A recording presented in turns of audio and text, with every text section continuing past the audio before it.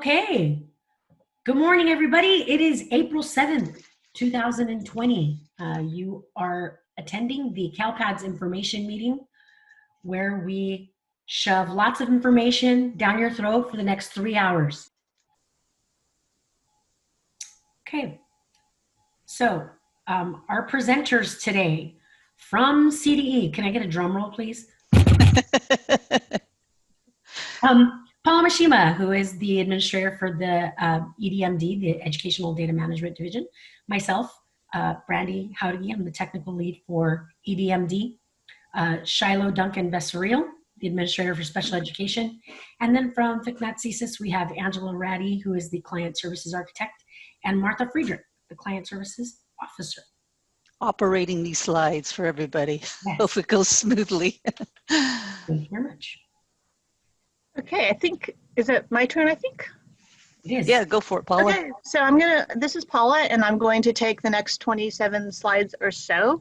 I just wanted to make a little comment that this CIM, we're going to do it a little differently. We're going to have Shiloh, now that CSIS is officially all in CalPads, we're going to have little special guest star appearances of Shiloh throughout this presentation. She'll take a few slides here and there, specifically on special education.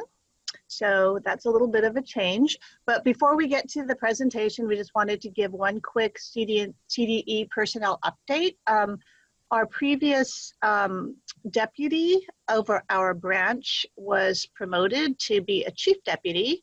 So that's Stephanie Gregson is now our department's chief deputy, leaving a vacancy in the deputy position. And then the new CalPADS administrator of the CalPADS office is Glenn Miller, replacing Karen, who moved to a different unit. But I'm going to give Glenn a little chance to introduce himself. Glenn? Hey, good morning, everyone. So this is Glenn Miller. So as Paula mentioned, I just about 6-8 weeks ago moved over to become an administrator for the CalPADS office at CDE. Prior to being at the CalPADS office, I was part of the Education Data Office, which is next door to the CalPADS office, and helping run federal reporting for California, and then also part of the data reporting unit, which is part of accountability. And prior to coming to CDE, I worked on a project for CDE for 8 years as a manager for WestEd, and so I ran the Title I Part C data collection, the statewide data collection for Title I Part C, and built this information system for that. So, and way back in my history, I worked for PowerSchool. So, so that's me in a quick nutshell, and we'll get back to the really important stuff of the CIM. Great, thanks, Glenn. And we're really happy to have him. He has a lot of great background, even having worked for a student information system vendor. So we're really happy to have him on board. Okay, so turning to the agenda. I'm going to start off with some basic CDE updates and then go through some of the key changes for 2021. Yes, 2021 will happen and hopefully things will be back more to normal. So we wanted to give you a heads up on what's changing so that you can prepare. Then Angela is going to do the CalPAD support update, going through the main changes for the end of year submissions. I'm going to come back in for a little bit of a discussion about the ODS poll for the graduation rates. And then Brandy's gonna do her end of year checklist, which is something that she does at some of the more regional sessions that she holds. And sprinkled through all of this, Shiloh will kind of pop in here and there to give some slides on students with disabilities. And then Angela's gonna end it all with some support tips. Okay, so going with the CDE updates. You know, first of all, I just wanted to emphasize, and Superintendent Thurman always emphasizes this, is that while we all have our work to do, the emphasis and the important thing is to keep yourselves and your staff and everyone healthy. So that should be, you know, preeminent in your minds, that as we do this, just remember that's always the priority. At the same time, we know all of you guys are out working out there really hard. We see all the chatter on the listserv, and so we know that many of you are working hard from home and still doing all your work. And I think one thing that's become really evident here at the department the CALPADS office as we try to be able to provide you information about the submissions and so forth is that often we can't, because all the data that you all help submit to CDE is the basis for so many important things that we have to wait for others, the U.S. Department of Education, the State Board of Education, the governor's office, to make decisions before we can make decisions. So that just emphasizes how important the work that you all do is. And having said that though, you know, it almost feels a little odd for us to spend a couple hours talking about life as if it were normal. But the truth is, at some point, things will go back to normal. And at that point, you all will have to be submitting the data. And there's a lot of changes that are happening for this coming end of year. So, and we know that some of you are out there wanting to ready yourselves as much as possible. So we will be spending a lot of time talking about, you know, what's coming, as if things were normal when we know that they're not. So having said that, what I wanted to do, first of all, is share with you what we do know and what we have, what the department has officially announced.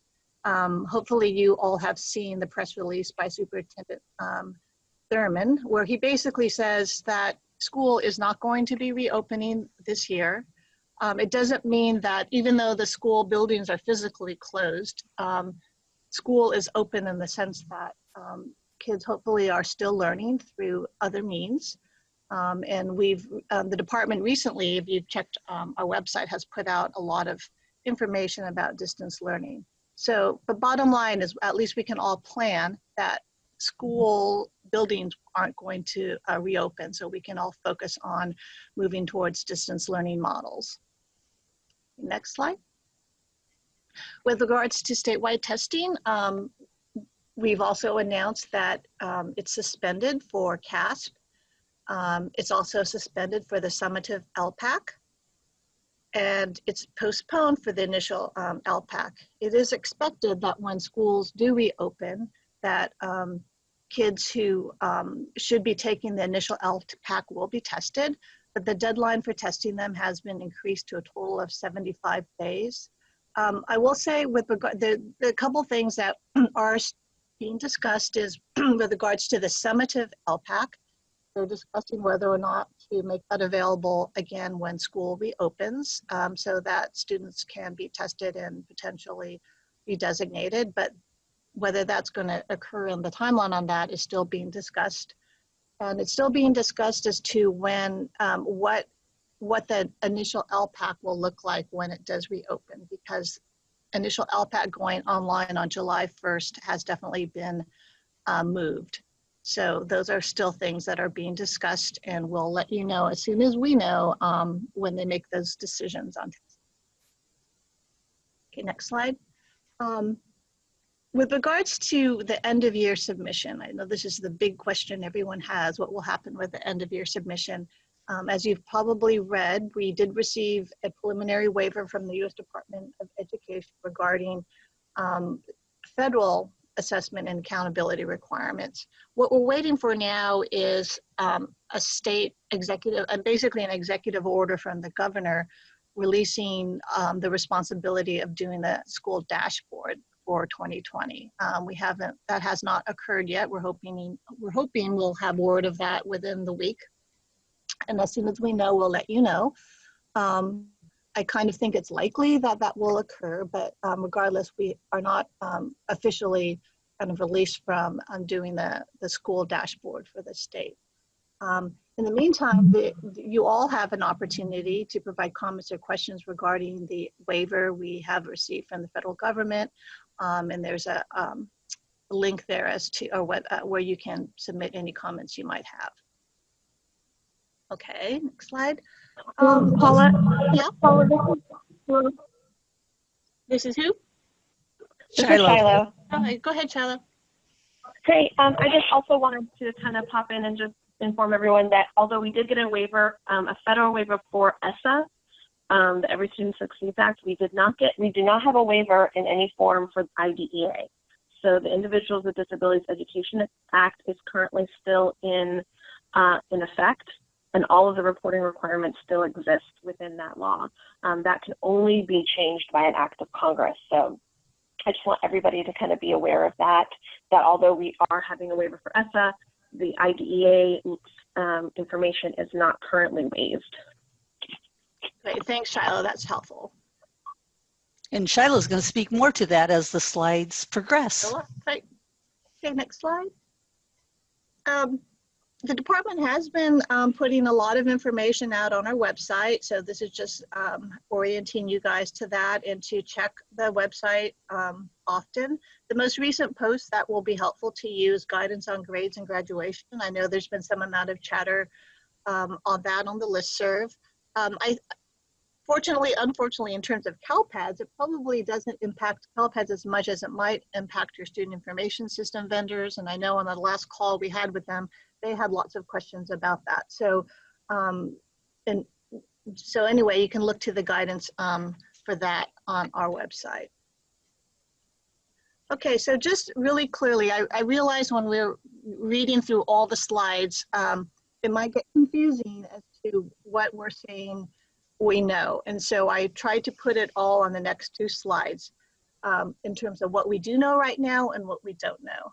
So in terms of just submitting data, not talking about submissions, but just submitting data now through the end of the year, as we had said in a flash, to the extent that you are able to keep your own student information systems up to date with enrollments and exits, that you should keep CALPADS up to date with those same enrollments and exits. Meaning when kids enroll, then follow up with the SINF, the program, the CELA, and this SPED files, and then obviously exiting students that do exit during this time. You will need to exit all students at the end of the school year as we've always done, so that's for the end of the year. And if you fail to do that, obviously you'll get CVRs in the fall. But all of that part, you just still need to keep CALPADS up to date to the extent you're keeping your student information systems up to date. When this end of year submission window opens, you should submit what data you have. CALPADS is a longitudinal data system. So regardless of the fact that we pull data and have you certify it during the different submissions, the data is also there for students, and as students transfer to move that information around for those students. So it's still important to submit data on an ongoing basis to the extent that you have it. So once that end of year submission window opens, you should just submit the data that you always would submit for end of year. We don't know if there'll be any exceptions for any category of data with regard to, we're going to say, okay, you don't need to do the submission, but right now, just, if you have the data, go ahead and submit it when the window opens. In terms of certification of the end of year submissions, as Shiloh just mentioned, end of year 4, which is the special education, it's the new special education certification submission will still be required, and it will be required, certification will be required. We do not know yet if end of year 1, 2, and 3 will require certification. And should the end of year submissions 1, 2, and 3 require certifications, we don't know if the deadlines will change, whether all or some of the data we'll use for state accountability metrics, whether all or some of the data will be publicly reported. So that's what we know and don't know as of this moment. So as you ask questions, just remember, we don't know for some of these questions. Okay, so turning now a bit to the to these submissions. First, congratulations on submitting your Fall 1 submissions. We're really pleased with how that worked, given that it was the first time you were submitting special education data to CALPADS and requiring, that the CELPAs to certify. You guys did an absolutely great job. Pretty much almost all LEAs got in. We had just a couple little folks, but aside from that, it was a great job. And I know it was really hard, and we really appreciate the work. So with regards, go ahead.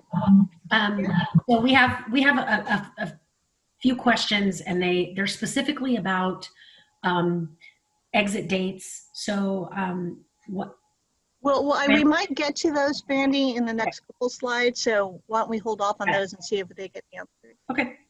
Okay, so this slide just reiterates what you all know already, which are the current deadlines. As you know, Fall 2 was moved to April 24th. The other ones are still the same, though obviously they're subject to change. Okay, next slide. And this is just a graphic that kind of paints that picture of all the different submissions and the different deadlines. So it's kind of one picture you can look to. With regards to Fall 2, since that was moved out to April 24th, it obviously impacts the submission, us giving data to the Commission on Teacher Credentialing for assignment monitoring. As it turns out, they're a little bit delayed because of the COVID issues, so they have pushed out their deadlines. Right now, once the Fall 2 submission closes, we'll get our data over to them by early May. They anticipate opening up CalSAAS in early June. If you have not heard anything about getting credentials to get into CalSAAS, your County Office of Education credential analyst is the person you should contact.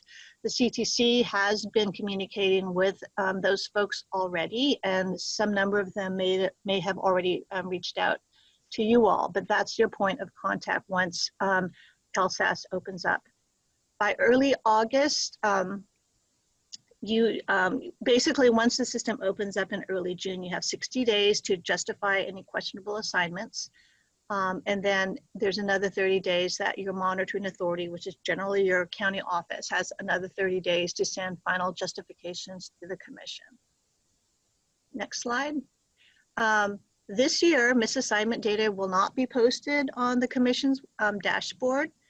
So 1920 being an inconsequential year for assignment monitoring provides really a great opportunity to assess your data quality issues that can be addressed before the next year. So we really, to the extent you can take your Fall 2 submission that's due in a couple weeks, really seriously, it really will help, I think, you identify any issues when the data becomes more, becomes consequential in 2021. Okay, so data maintenance during this time. So maybe, hopefully we'll answer some of the questions you have. But as I said earlier, you should continue to enroll students, new students and exiting transferring students in your local systems, even during this time when schools physically are closed, and to maintain other CALPADS data, including the program SNF, SPRG, SELA, and SPED files, and to resolve CCEs. Next slide. And during these school site closures, this is posted on our website, LEAs really should continue to communicate with students and families and how they're providing opportunities for learning. So assuming that you're communicating with them, we're hoping that you're getting information in regards to kids transferring and so forth.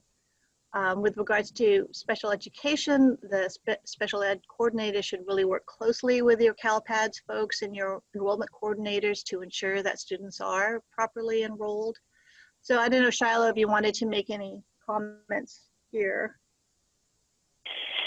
Yeah, so again, there's some things that we obviously don't know or don't know at this time around updating and amending IEPs. However, if you are having changes in a student's enrollment, so a student is no longer being enrolled in, say, a county program, and now they're enrolled for distance learning at their home district, you shouldn't update those enrollments. There's a lot of reasons we need that. Additionally, if you have students who are in non-public schools who are no longer being served in a non-public school and now they're home being served by their home district, then you should update the enrollments for that. There's a lot of reasons for that, but mainly because we're starting to ask questions about where students are at, how students are learning, how students are being provided distance learning, continuing to, as districts are continuing to collect ADA and using those funds for distance learning, we need to also know how the special education services are being students are being supported in order to access that distance learning. So more questions we ask, the the most up-to-date data helps us answer those questions better for the folks who are making the policies and who are providing guidance. Great. Thanks, Shiloh. Okay, so with regards to submitting attendance data, we had this in one of our flashes that we put out recently, but the chronic absenteeism collection in CALPADS leverages the attendance that you all collect for reporting ADA. And our fiscal folks have put out guidance that LEAs don't claim ADA apportionment days. That's when you're closed.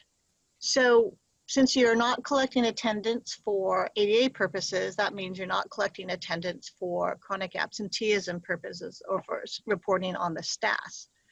So you're not,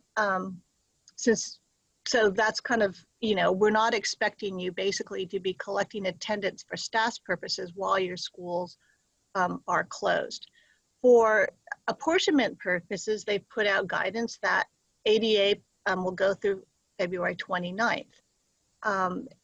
For STAS purposes, if you were still open after February 29th, you were open, say, into the middle of March and you collected attendance, well, then that should be attendance you would report to CALPADS should we end up collecting that data. You're expected, but basically any days that you're closed, those would be considered days that kids were not expected to attend. So I don't know if that helps with the question, but next slide. We did have this discussion with our student information system vendors on a call recently because you all were having so many questions, and frankly, we were confused about exactly what kind of guidance to give you because your SISs all do things perhaps a little differently. But bottom line is you really need to look to your vendors for guidance on how you maintain your instructional calendars to track students. If you're deciding to track students' participation in distance learning, or if you need to keep that instructional calendar open because you're actually going to be, you still have courses and you're going to give out credits and grades. So that is something you need to talk to your student information system vendor for guidance. But in terms of submitting data to CALPADS for chronic absenteeism, basically follow what you do for ADA purposes, except you can, you know, if you were open past the 29th of February, which is when you are keeping attendance for ADA purposes, you can still submit those attendance days. You would just adjust your expected school days of enrollment to reflect when your school's closed in terms of students coming. So I don't know, Brandy, does that respond to the question or not? So it answered some of the questions, but there's a couple of things. The first thing is that LEAs are asking if they have to go and change all their courses to with the characteristic distance learning. Yeah, we don't right now. Our guidance is Don't no. say yeah. What was that? Don't say yeah. Yeah. Oh, I'm sorry. Yeah.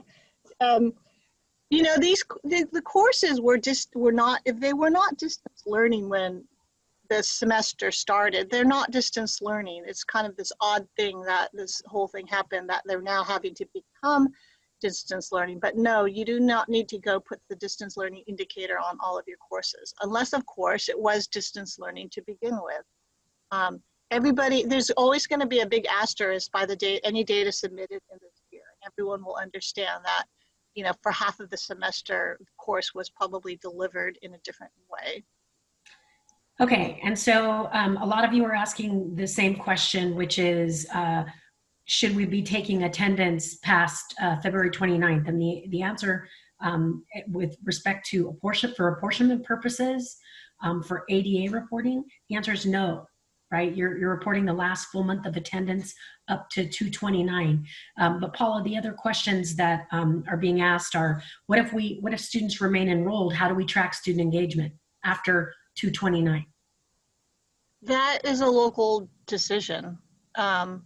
We're not expecting it from a chronic absenteeism or perspective. So it's really up your LEA as to how you are tracking participation and engagement. Okay. And then with respect to, should they be exiting students if in fact they're remaining enrolled for distance learning? No, they're still enrolled, right? Right. So, you know, and a lot of you are asking about your school calendars and that you've got the school closed. You really need to consult with your student information system vendors, because many of them, based on our conversation we had last week, are really recommending against you modifying your instructional calendar. So really consult with your vendors on the best way to track enrollments past 2/29. Modifications of your instructional calendar could have other implications within the student information system. Right. I mean, if you think about it, don't think about, we're not going to do anything in terms of collecting data for chronic absenteeism that's going to look bad upon you. Basically, you need to do what you need to do locally for things to work. So even though the schools are physically closed, distance learning and other things are still occurring and students are still enrolled. So if you need to keep your instructional calendar open because kids are still taking classes, they're still learning, they're still, you know, engaged in that manner, you need to keep that instructional calendar, you know, as it was. And then that helps, but any status on the physical fitness test? oh shoot, that was it's posted on our website. Since we don't collect any data on that, I didn't put it in the slide. I believe that's not occurring, but you can check our website for that status. Okay, and then the last one is there a link for special education information, Q&A, etc.? Yes, there is. I will find it, and I can either put it into the chat or answer that specific question with it. So I don't know what's the best way, but yes, there is a link. If you go to the CDE website, cde.ca.gov, one of the first links on the website is all sort of our guidance and information we provided around COVID-19. It's one of the very first links.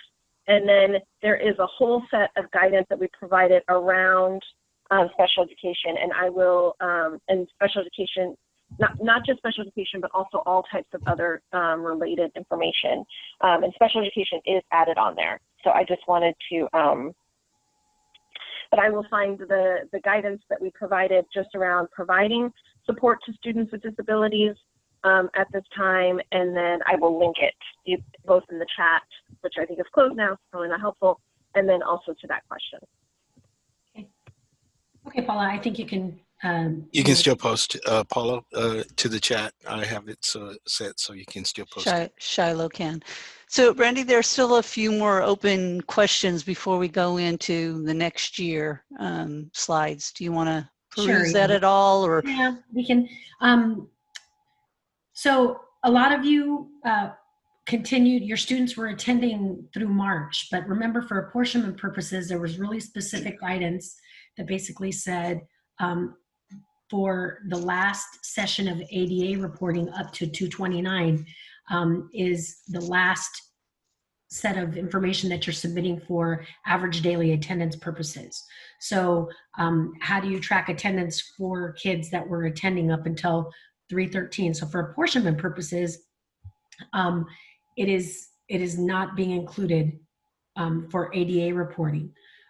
Paula, maybe this is a question for you. So if they were actually physically attending till 3/13, does that information get included in their expected attendance days for status reporting, or are we giving a directive that 2/29 is the cutoff date for status reporting as well? No, I mean, if they were attending through 3/13, then those would be expected school days, assuming that, you know, we collected attendance through those days. Okay.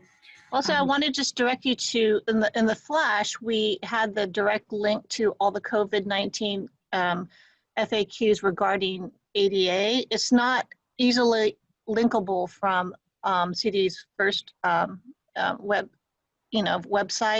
but if you go to that link, they've got about 12 questions that they respond to regarding ADA specifically and how it's calculated and so forth. So I would direct you there. And so, and Paula, some of those links to those resources are in this presentation, correct? Yeah, that particular link is not. It's in the flash that we sent out. I think it's flash 173. Okay.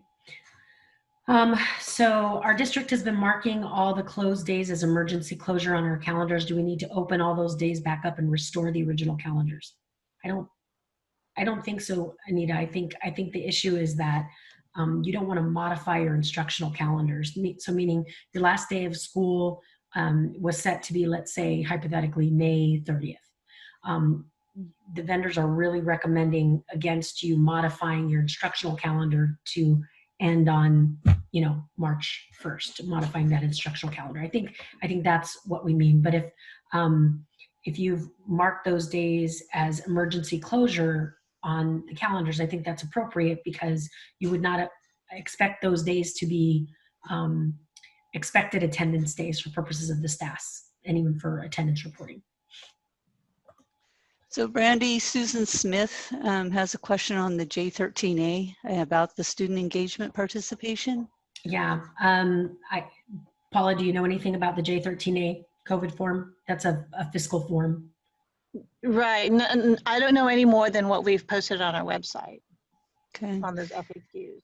And then I think Rand Van Dyke was looking for some official document that supports the statement of not taking attendance. Is there an official document? Well, for ADA purposes, it's all the FAQs respond to that. Okay. That you don't need to collect attendance for ADA purposes past 2/29. And that's in the flash guidance, right? Right. And as our flash stated, we leverage that attendance collection for STAAS. So we're not expecting you to do anything more. However, if you did collect attendance through, say, 313, that's fine. And if we should collect chronic absenteeism data, you would report that attendance, and your expected days of attendance would include those days. And so should we be E155ing all students as of the date of their closure if we are not expecting to reopen this year, or should they be E155 in June? At the end of the school year, which would be June, because there's still, the building is physically closed, but school is still occurring, right?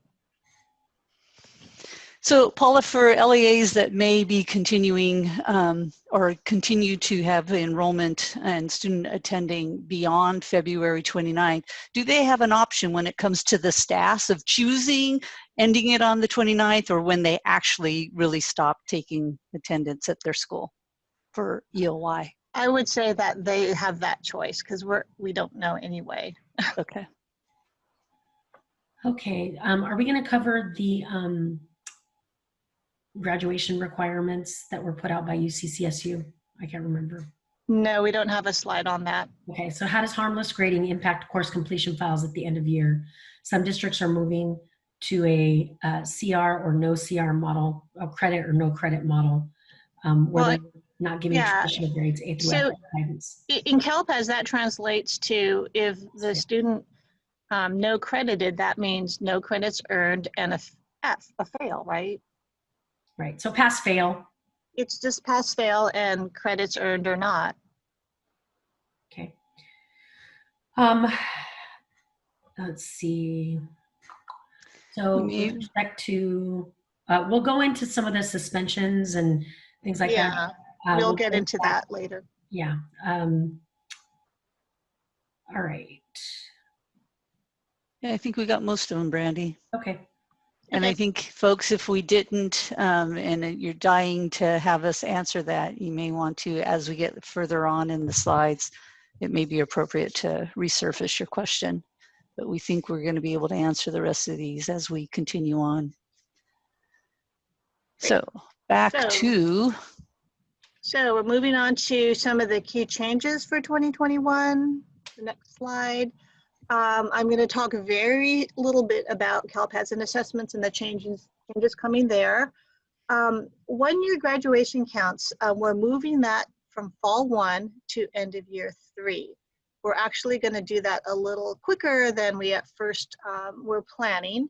So this coming end of year 3 in the cumulative enrollment report, there's going to be a filter that you can see your 1 year graduates, that you should look at that. If we're still required to submit 1 year grad counts to the federal government, that's the only reason we collect that particular data. That's, again, different from the cohort. It's just the 1 year grad count that there's a federal reporting requirement on.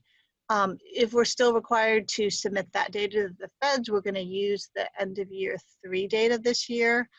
So you should look at the filter. Next year, we will have a report, so it'll be more clearly identifiable to you. And then starting in 2021, we're going to remove the 1 year certification of the 1 year graduate counts from fall 1. Okay, so that's a change that kind of overlaps this year, but the main change will be next year when you will see the removal of the 1 year grad counts from the fall 1 reports, and you'll see a new end of year 3 1 year grad certification report.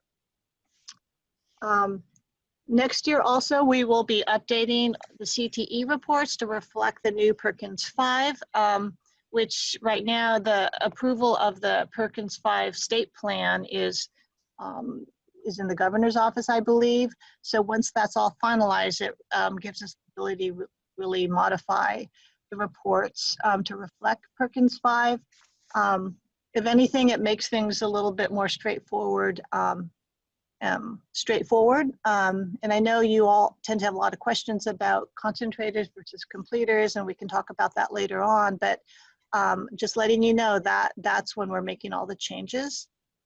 And also next year, there will be a new work-based learning file in end of year, and we do have a few slides on that, so I'll get to that in a second. So next slide. So CALPADS and assessments, we started off with a whole lot of slides here, but then we removed them because there were too many unknowns, as the department right now is working with the test vendor to kind of make all the changes needed given the whole COVID situation. But we do know 2 changes will be happening next year. We just don't know exactly when. So the first big change will be that when the initial LPAC goes online, then the students' English language acquisition statuses, their ELASs of English learner or IFEP, are going to come directly from the test vendor after the student takes the initial LPAC. That means that LEAs will no longer be able to submit EL or IFEP statuses to CALPADS. It'll come directly from the test vendor. And it's going to cycle through CALPADS, and that once the status is made to say EL, then we will, CALPADS will submit that EL status back through to ETS, who will now know the student is EL, and they will it makes the student eligible to take the summative LPAC. So that whole cycle will all happen through. But basically, the biggest impact on you all is that you won't be able to submit EL or IFEP statuses anymore. Pretty much it's just going to be TBD, EO, and RFEP. There'll continue to be the correction codes. In fact, the test vendor will have a couple of correction codes themselves if there needs to be a rescoring of the initial LPAC, but we'll provide that detail later. Again, initial LPAC initially was going to go online July 1st. That has been delayed, and so as soon as we know what's going to happen with the initial LPAC coming July 1, we'll let you know. The other big change is the student test settings. That's designated supports and accommodations, which will be submitted through CALPADS and will no longer be submitted directly into the test operations management system, TOMS. Again, we don't know when this will happen. However, we have finalized the file that will be submitted from you all to CALPADS.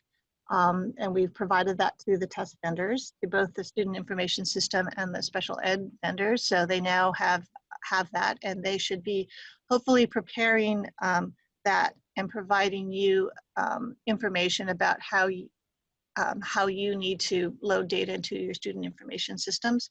But again, we don't know the timeline on that. We do know that originally it was going to be August, but now it looks like it's going to be pushed back to October or even later. So when we know the timeline of that, we'll provide more details to you all. I think the main thing in terms of getting ready, however, is you need to at least begin to identify where student supports and accommodations are maintained locally. We know that for special ed students, it tends to be in the special ed systems, but for your general ed kids, your kids on 504 plans, and especially your English learners, you need to really identify where those test settings are currently maintained, because you're going to need to start maintaining them in your student information systems. Okay, and then the other, again, so once we know more information, we'll definitely send out a lot of communication about the changes to the testing. There's one change in law that we just wanted to alert you to. Starting July 1, the current law for suspending students in K3 for committing defiance will change from K3 to K5. And suspending students in grades 6 to 8 for committing defiance. That also goes into effect, but only until July 1, 2025, unless it's extended further than that. The law now is more explicit that charter schools are also prohibited from suspending and expelling students for defiance. The existing exception with regards to suspending students for defiance under EC section 4890, we refer often to that as the teacher suspension. That still is in effect. The bottom line, you need to make sure that you're not suspending students K5 and 6-8 for defiance starting July 1. Okay, next slide. I think that's it for 2021 changes. Oh, I lied. I didn't have another slide about the work-based learning. Basically, we will be sending out a flash about work-based learning very soon, but that will be a new file to submit end of year 2021. So that'll be coming. Paula, before we go on, we had several questions about the one-year grad rate.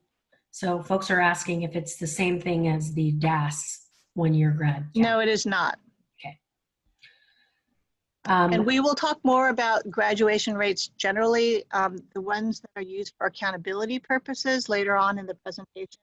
The one-year grad count is not related to accountability at all. It is simply a federal reporting requirement that you all used to certify during fall, and has always caused a lot of confusion with the cohorts. So that's why we're moving it.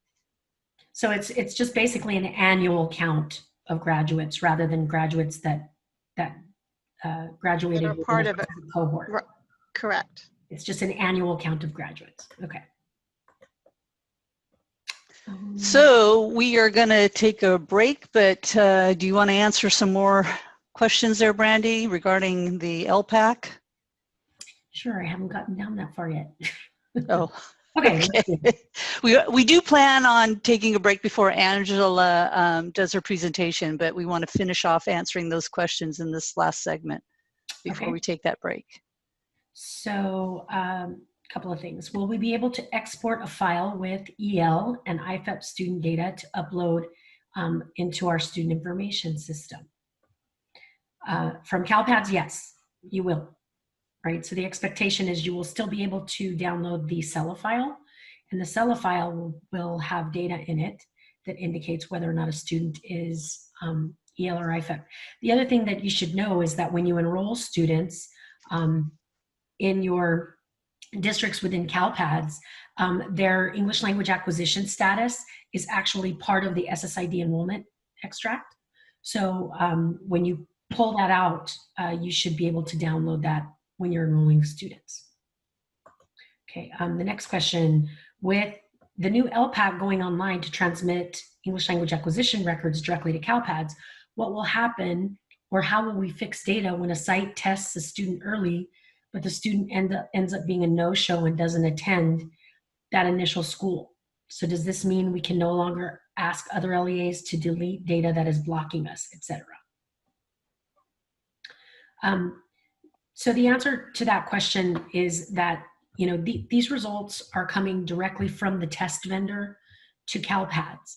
And one thing that you need to understand about these new EL and IFEP records is that nobody owns those records, right? These are test vendor generated English language acquisition statuses.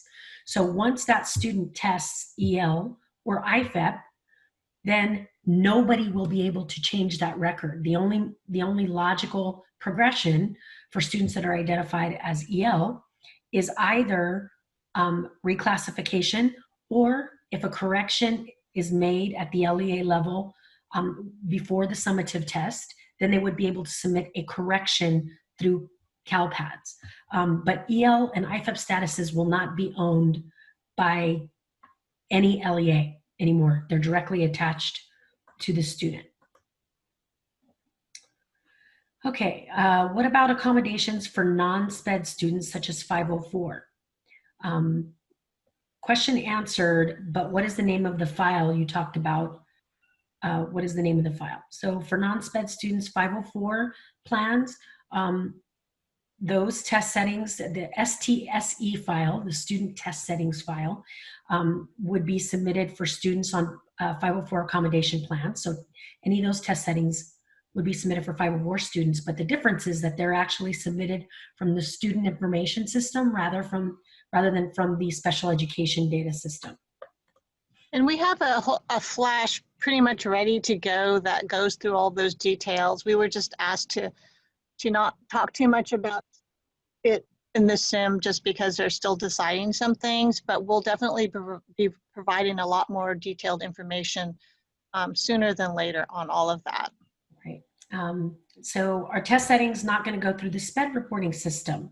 Yes, they are. They're going to go. So remember, it's dependent on the type of student, right? If they're a student with disabilities, the expectation is all test settings would be sent to CalPADS in the new test settings file from your special education vendors. If you have students that are on 504 accommodation plans, solely 504 accommodation plans, or students that are solely English learners, meaning they're not also students with disabilities, then those test settings would come up from the student information system. How will we obtain student English language acquisition status? Will it all come from CalPADS? Yes, that's the answer to the question, particularly when they're initially being assessed. So any statuses, any initial statuses of English learner or initially fluent English proficient will come directly from CalPADS. The only statuses that LEAs will submit are the TBD status, an English only status, and RFEP status. Every other status will come directly from CalPADS. Okay, how should we handle any suspensions that were due to occur on days that we have now been closed for COVID-19? Are we going to get errors for those in end of year if they're reported as suspended or non-school days? So we can probably talk about that when we get to the suspension stuff. Okay. Let's see. How will TBD status impact reports, etc., since we can't test until we return to school? Isn't that 90-day window that you're supposed to test them within 90 days, and we have an IVR on that? Yeah. Yeah, we probably might need to look at a few of those kinds of IVRs. Validations, yeah, and adjust based on our reality. Right. Will there be a one-year cohort report available for DAS schools in CalPADS? No. No. So sorry, we Not do this have year. some, yeah, but we do have some recommendations for how you can potentially confirm what your one-year rate. We have some recommendations for that. And those are there's some slides I think on that later. Okay. Do we submit teacher suspensions to CalPADS as suspensions? if they were referred to the administrator. Yes. Yeah. Yes. Okay. When will a DAS grad rate report be available? Are there plans for this? There's plans, but we don't know, huh? Right. I mean, it's right. It's it's a matter of prioritization. The other issue we're having is just the fact that it's changing every year, and it's a little hard to keep up. But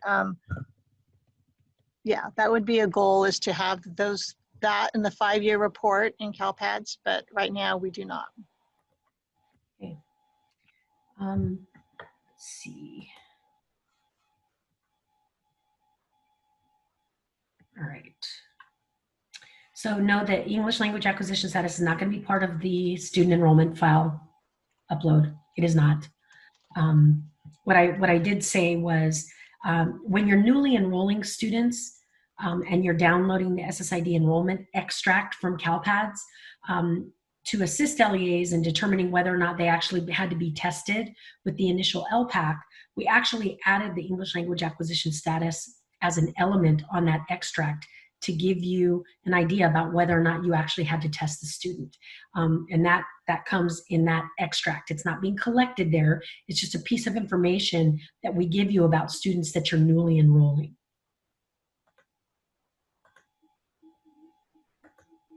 Okay. Let's see. If no one will own an English language acquisition status record, does this mean that we no longer have to worry about cleaning up old data where there are multiple records, or our record precedes another LEA and is the incorrect status? Yeah, for students that are newly tested, you should not have this issue, right? Because you're not relying on an LEA to submit that student's initial status. The initial status is generated by the local scoring tool in TOMS, or actually not even the local scoring tool because it's going online. So the scores will automatically generate an EL or IFEP status. So no, you would not have to clean up any data because no one will own that record. It's actually system generated. It'll be the factual truth of what occurred for the student, right? Right, exactly. Okay, so just to confirm, we can mark the rest of the school year as emergency closure, but changing the end date is not recommended. Changing the end date of the school year is not recommended. Talk to, and I can't reiterate enough that you really need to talk to your specific student information system vendors about whether or not you should modify your instructional calendar. If you don't do that, how do you identify the days that your emergency school closure was in effect? You need to really talk to your vendors. They've all got guidance specifically for this. So Brandy Shiloh would like to answer the question, how will designated supports for non-special ed students be submitted? Are you there, Shiloh? I'm here. I think it's not that I think we already answered that question. Oh, sorry. Okay. Yeah. And that would be the test file that we just talked about, STSE. Right. And again, I guess I should have left some of the slides in, but basically you're either submitting the student test setting file. It's coming from your special ed system for special ed students directly to CalPADS through API, or through your student information system for designated supports for general ed kids, kids on 504 plans, and English learners. So that will come from CalPADS, your student information system, to CalPADS. So there's two ways of getting student test settings into CalPADS depending on the student. Okay, so with the new test settings file, does that mean we'll no longer be able to enter accommodations and designated supports directly into TOMS? So once we move to this new file format, which is expected to go live in October, right, Paula? That's tentatively, but it has not been confirmed. Tentatively. So once we move to this new file format, the answer is no, you will no longer be able to log into TOMS and modify accommodations and designated supports. They will have to be updated in your special education data system or your student information system, and they will have to flow through CALPADS. So the main business process change that we're emphasizing is that you need to identify designated supports and accommodations well in advance of taking tests, so that you've got it in the system and it's all there for when the student is going to sit down and take tests. They are talking about, for just the initial LPAC, only potentially the ability for the test administrator to do something directly into the interface of the testing system, but only for the initial LPAC. But otherwise, pretty much all the other things have to come through CALPADS. So you just need to have all that in your different local systems, because we will be pulling that data from CALPADS on a nightly basis and sending it over to the test vendor. So I would like to suggest that we break right now. We'll look over the Q&As to see if there's anything else pending before we move on. So come back at 10:36 and we'll resume with Angela, and then we'll continue on and get through the slide deck. Does that sound good? Yes. All right, break. Computers, and we are gonna resume. We are on slide 28. All right, you're still driving though, right? Yep, still driving. Right. Good morning, everybody. Thanks for being here with us today. So just to echo what Paula said at the start of the call, what I'm presenting today operates on the assumption that the end of year submission goes forward as normal with no interruptions. So for the next hour and a half or so, I'd like you to join me in imagining that the world is not bananas and pajama pants crazy right now. So I'm going to be covering high-level changes for end of year 1, 3, and 4, and then a couple end of year just general reminders that on tickets that we get for from the service desk. Shiloh from CDE SPED office is going to be covering a lot with me for the new end of year 4 submission as well. Okay, so you'll notice on the agenda that end of year 2 isn't even listed, and that's because there's just so few changes, we're not even going to talk about it. Brandy has several slides that she's going to go over that she typically presents at her road shows. She hasn't been able to visit all counties, and so this is an opportunity for all the LEAs to hear her presentation. And then finally, I'm going to round out my presentation with a few tips on engaging with the service desk. And I just want to emphasize that this is not a substitute for training. This is just a high-level presentation, and we do encourage you to still go to training. We have both advanced and general. Next slide. This one has some animation on it too, so you can just go ahead and click through them. So I saw some questions in the Q&A. Hopefully this answers some for you. It's a little confusing. So we have kind of a blend of things going on now with the various submissions. So end of year 1 and 2 are like fall 2. They only have one level of approval, and that's LEA approved. Your CELPA is not involved in end of year 1 or 2. End of year 3 and 4 have 2 levels of approval. That's similar to what you did for fall 1, LEA approved and CELPA approved. For end of year 3, CELPAs have 3 reports that are related to students with disabilities that they have to certify. And then for end of year 4, the CELPA is certifying all. So it's first the LEA approval, then the CELPA approval for CELPA for EOI 4.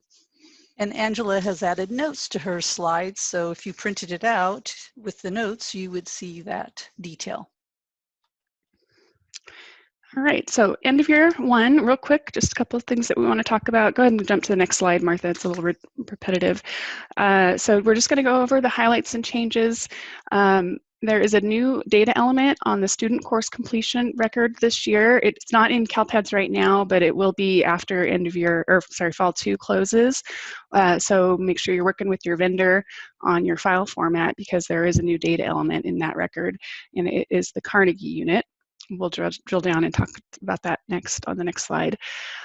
So fall 2 reports, changes that you saw for the new course and course section attributes, those are also translated into the end of year 1 course report. So not a big change, not an unexpected change anyway. And then there's new college credit courses and attributes that are important for the career college indicator that we'll go over. So Carnegie unit, the migrant office over at CDE has to report all secondary migrant student course history information to the federal office of migrant education. And one of those fields is called credits granted or Carnegie units. And the definition is up there for you, proposed definition, excuse me. Most districts will have 10 credits for a full year course, which translates to 1 Carnegie unit. So starting on end of year 1 this year, you're going to see this data element on your 3.11 report, which is your course sections completed.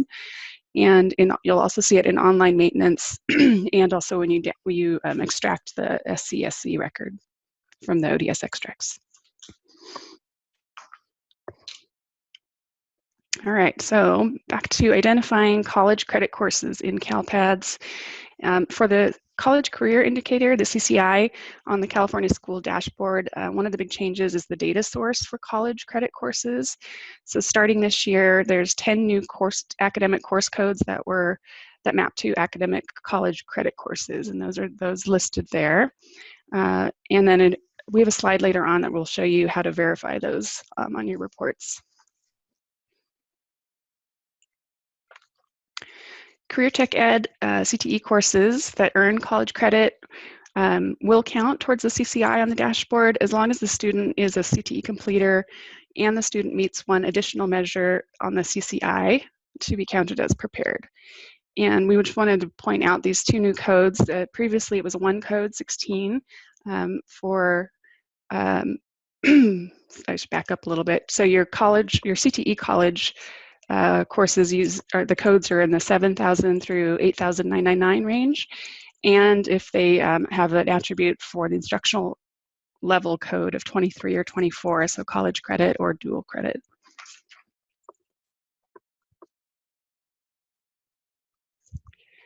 So this slide was repurposed from another presentation, and when I was reviewing slides last night, I noticed the screenshot doesn't match the language in the box or header, but I think just generally the intent of the slide is to remind you that CCI measures such as leadership, military science course, CTE, and college credit can be verified in CalPADS using your 3.10 report and the filters on there.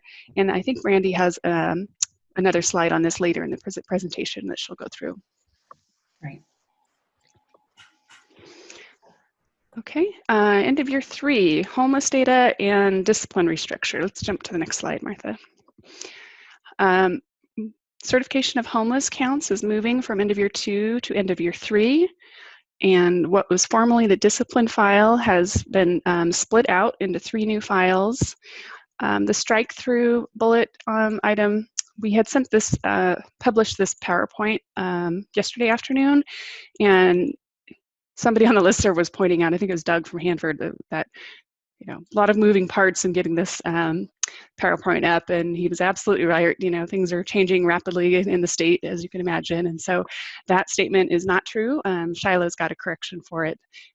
She's got the accurate statement in one of her slides coming up. So, and then CELPAs are going to need access to some end of year 3 reports. We'll talk a little bit more about that in a minute. And then go back one more, Martha. What we're missing there is the 1-year grad count. So that's another big change, that moving that to end of year 3. And again, Brandy's got a slide to go over that.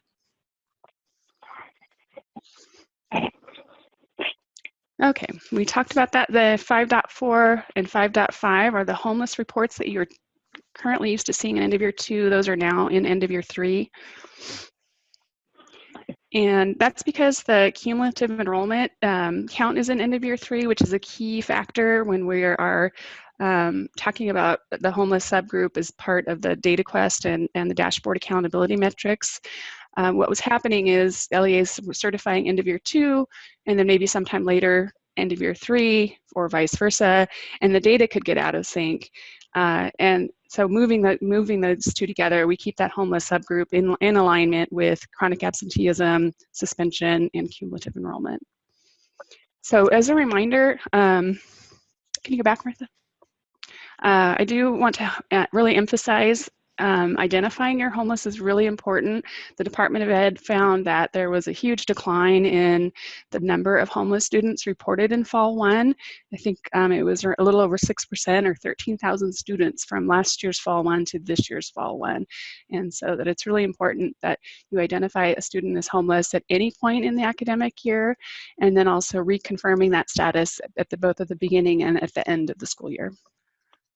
All right, so back in January, we sent out a flash notifying you that the student discipline file was going to be retired and that the user interface in CALPADS was going to be disabled. And that happened on February 25th. So what that means to you in CALPADS as a user, you won't be able to update any historical student discipline information through batch or online. You won't be able to view student or incident detail in online maintenance.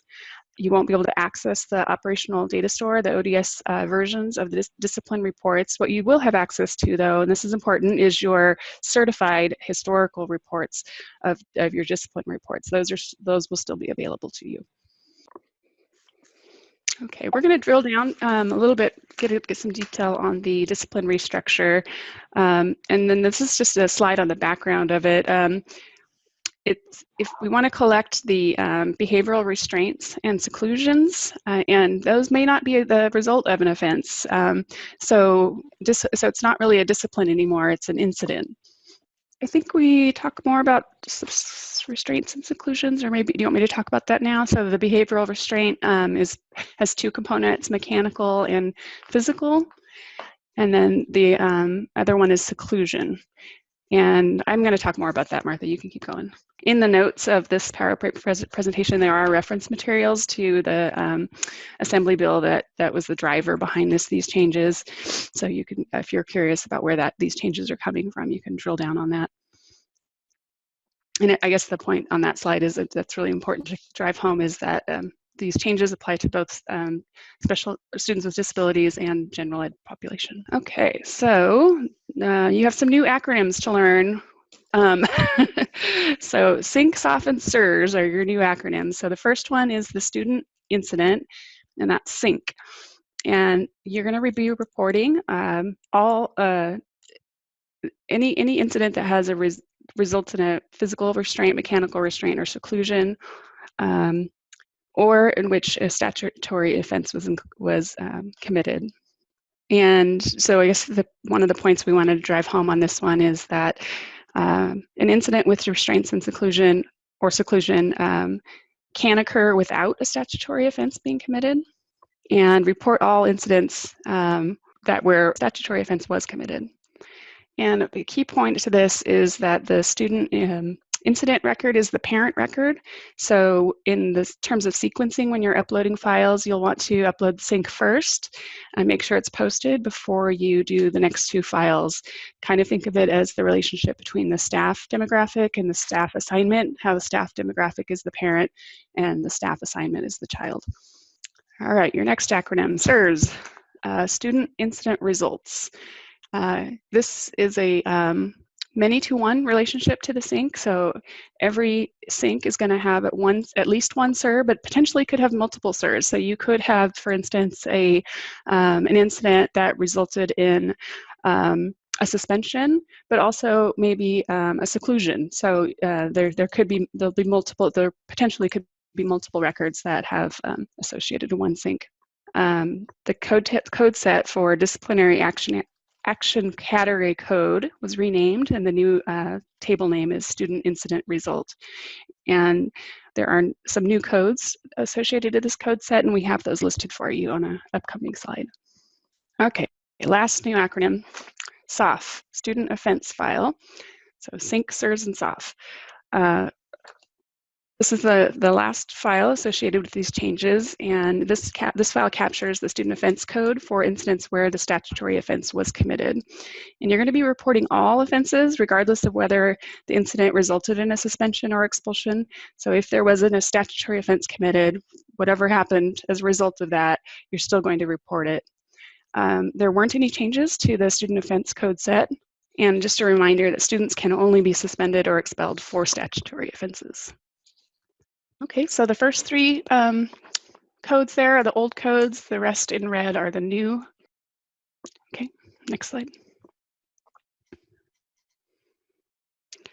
Okay, so we retired some discipline reports. So 7.1 through 7.9 are gone, and they're replaced by 7.10 through 7.18 for the academic year 2019-2020 going forward. And just to go through this table real quick for you, so we've got the report number, the name / description of it, report type. What I want to call out is what those acronyms are there. SN means snapshot. CA is the county authorizing report. So if you're a school district that has independently reporting charters, that's where you would go to find your incident counts for those after they've been certified. And then the last column is whether or not the CELPA must approve, yes or no. So CELPA approval is required for 16, 17, and 18, the last 3 reports on that table. And just a quick timeline on the availability of these reports, because we are still in the process of developing and testing. The LEA reports will be available at the start of end of year submission on May 11th. CELPA reports are going to be a little bit delayed. They will be available end of June, and that's probably okay, because if we're, gives you guys time to upload the data. And then the county authorizing reports will be available in mid-July. And we are not going to have ODS reports this year. They are targeted for next year. And then another comment on these reports is the roles that you will need. There's a new role called sync. But if you previously had the SDIS role for accessing these reports, it just rolled over into the sync, so you don't need to do anything. Or if you're the LEA admin and any users you support already have the SDIS, you won't need to do anything, and they'll automatically be assigned the sync. You also need the end of year 3 reports role to access this. So Angela, this is Martha. One of the things that we wanted to also point out to our LEA admins is that you notice the asterisk on the first 2 reports, 7.10 and 7.11, that we are encouraging the LEAs to give access to your CELPAs to EOY3 report roles, because they need to see the data that's on report 7.10 and 7.11. That data has a combination of general ed students as well as special ed students on it, and so we couldn't make it just a CELPA report. So it's important that the LEA admins make sure that your CELPAs do have the LEA EOY3 report role. Yeah, Martha, thank you. I think Shiloh wanted to say a little bit too about that disproportionality and on this slide and the next slide. Yeah, so this data is one of the key elements that were used in identifying districts for and LEAs for disproportionality and significant disproportionality. As I said in the beginning of the webinar, the requirements around IDA have not been waived, including those around disproportionality and significant disproportionality. So we need to continue to collect this data. I know that there were some questions about how much, when do we consider the times for behavior and information. I'm going to get to that in a moment, but I kind of just wanted to highlight that we use this data for a variety of reasons, and so ensuring that it's accurate and it's submitted, and that your CELPA has the ability to review it, because they are considered the entity submitting data for students with disabilities in California, and that's a requirement in law, is really important. The best way to do that is to provide CELPAs the reports role so that they can see that in the process, and to ensure that the data is really accurate, to help you in the end have accurate data reporting to us that we're going to use for monitoring and enforcement. Folks are having, I see people are already asking these questions. So how can LEAs submit the incident data for end of year 3, including suspensions, expulsions, and new data regarding restraint exclusions when schools are closed or have moved to distance learning? So there's no change in the statutory requirement to collect restraint and seclusion. So districts still need to ensure that they're collecting that data. So what we are advising at this time is that LEAs submit in end of year all incidents that occurred during the school year through June 2020, including any incidents that occur subsequent to the LEA transitioning to distance learning. So I think that is really important. If the district is closed, obviously they're not going to be able to be reporting those. I joke all the time. I have my 2 children here home with me, and I would love to suspend them every day. Obviously, that's not an option, but you should be identifying instances. There's still students who are on home hospital, who are in non-public schools, and things like that, who may be they may still be having some sort of level of learning associated with their program. And so you'll want to make sure that you're tracking that level of information. I'll talk about non-public schools in a moment. But if there is instances where students are attending a program and there's restraints, seclusion, and or suspensions and expulsions occurring, you'll need to report that. However, if the district is fully distance learning and there are no students in any programs, then you would only provide the data up until the student, up until the school was still in session. Also, I just kind of want to note, if for some reason, you know, this becomes a situation where we can all go back to normal, which hopefully we will soon, and school comes back into session, or students go back to a non-public school, or they go back into a program for a school day, before June 30th, and any incidents that occurred during that time, then those need to be reported. So a lot of this is about what is your individual situation in your LEA that requires the level of reporting.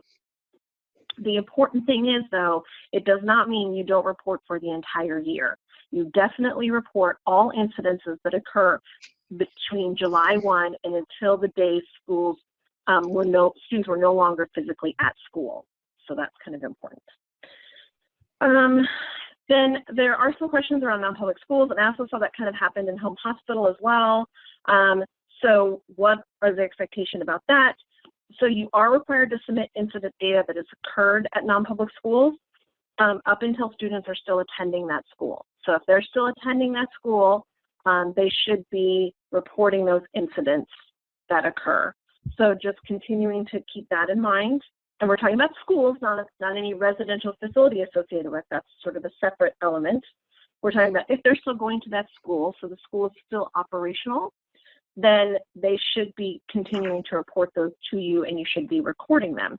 But all of the incidences that occurred while a student attended that school for the earlier part of this school year should be reported.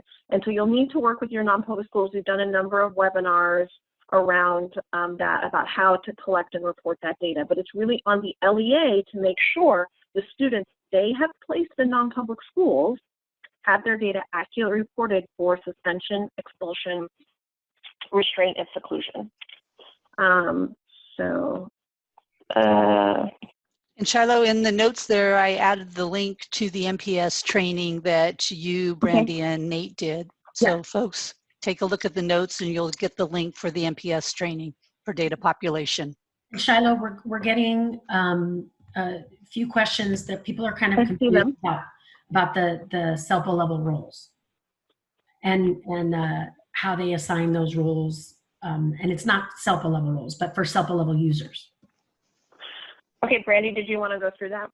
Yeah, so just wanted to reiterate, there are certain reports in your LEAs that your SELPAs will not be able to see just logging in with their SELPA level user org, right, their org type.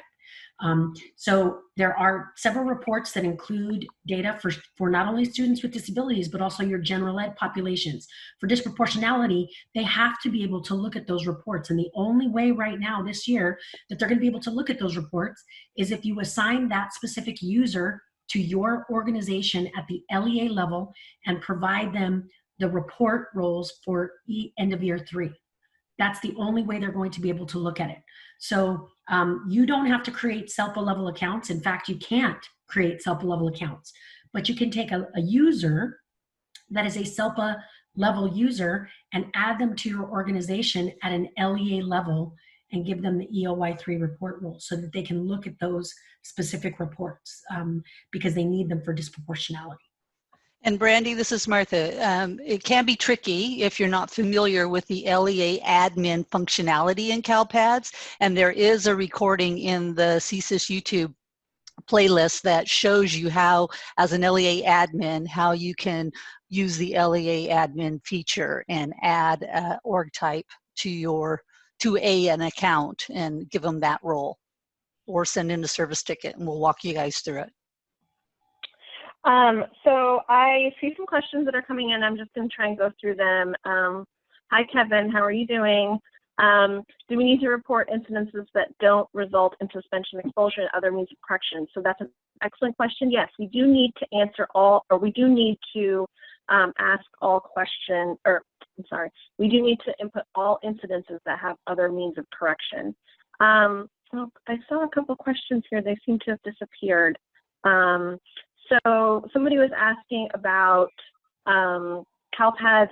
Should we disregard pre-entered suspensions or expulsions, or should we remove them? So for example, on March 10th, a student received like a 10-day suspension, and then the school closed on March 15th. Brandy, should we go back and sort of look and see what the requirements are going to be around that? Yeah, that's why I hadn't answered it, was because that's a good question. I mean, if the student actually never got to serve their suspension because the entire school closed, they didn't really technically miss instruction. So I think that's something we have to talk about, Paula, if you're still on. That's probably something that we need to address if we want them to actually submit those suspensions where they actually never served their suspension. Yeah, we were going to go and review all the IVRs and CVRs to see what any impacts. So somebody was asking about suspensions or discipline incidences that occurred during distance learning. If it aligns to the 48900 and 48915 ed code violations, I mean, that's one of the really important things is, you know, a student can technically be suspended from distance learning, right? And so if they're violating an ed code, and if a school is making that decision, my assumption is that they would be able to report that, correct, Paula? Yeah, but those are some of the You're muffled, we can't hear you. Oh, I'm sorry. Yeah, some of those we'll provide more clarity, more guidance on. We just need to think about it a little more and look at the IVRs and CVRs, and then it will depend on what we require in terms of submission. So we'll more guidance is forthcoming. So just stay tuned. Because help us know. Will NPS have training for this new behavior data? And so I will. And I think you're right. So hold on a second. So there's stuff happening here in the Q&A, which is making it very confusing. Will NPS have training for this new behavior data? They have had training. We have done a number of trainings, and we may continue to do trainings. It sort of depends on how things work out here. There's a lot of things happening. But Martha did link the training that we have done with NPSs below, so they have had training. So I think somebody said, hey, I think what's happening is they're sorting the questions by the number of thumbs ups that are happening. So maybe don't thumbs up questions. Like if you maybe just think about thumbing up, because it's kind of hard for us to look at these questions because they keep bopping up and down because people are thumbing them up. So no, maybe don't thumb up. So the NPS training link is in the PowerPoint that was downloaded. So I thought in order to add a user to our LEA, users need to have an email account from our LEA. If so, how can we add CELPA users to our LEA? So remember, you're adding a person. You're not adding a CELPA level person. I mean, they do work for the CELPA, but remember, a user has an email that is attached to several different types of organizations. One of those organization types could be CELPA, but another one that user could have is an LEA level user. So you're not creating CELPA level accounts for them. You're creating an LEA level account for a person that works in your CELPA so they can see those reports in your district.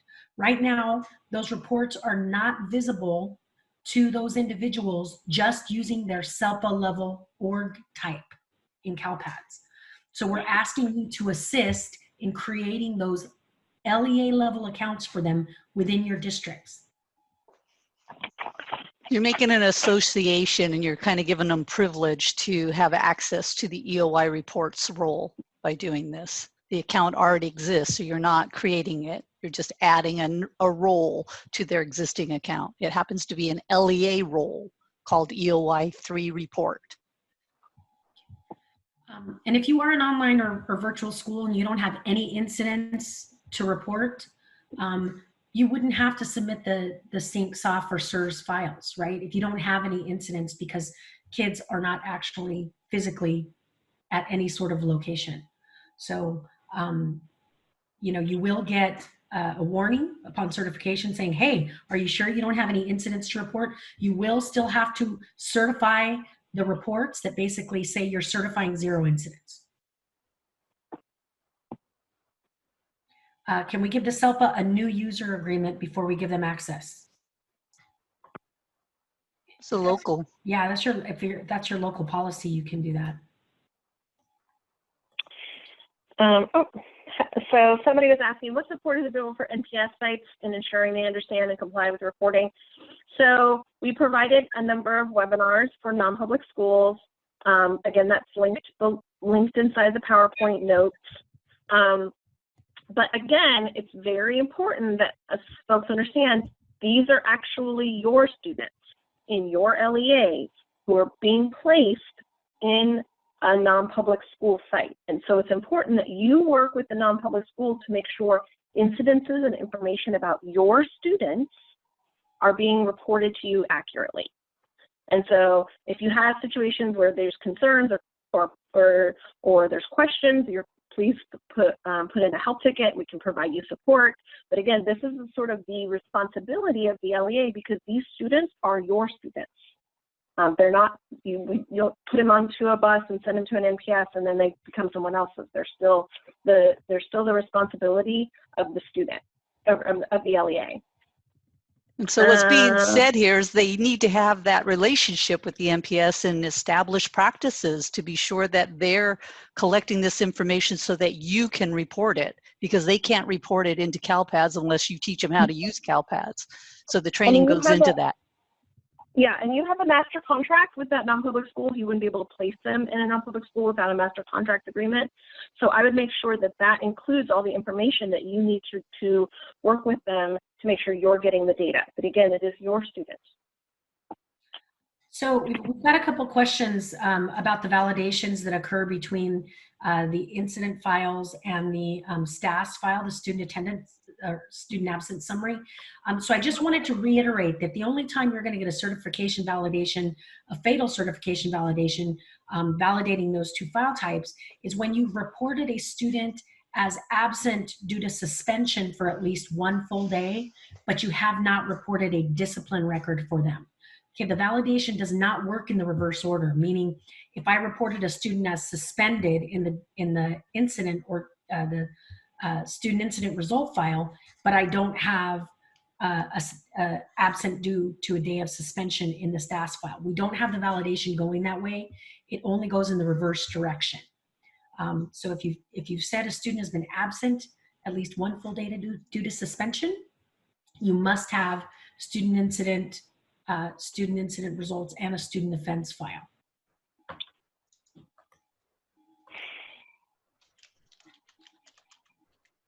Okay. So CELPA will have to access each district separately. For those reports that include general education students and students with disabilities, the answer is yes.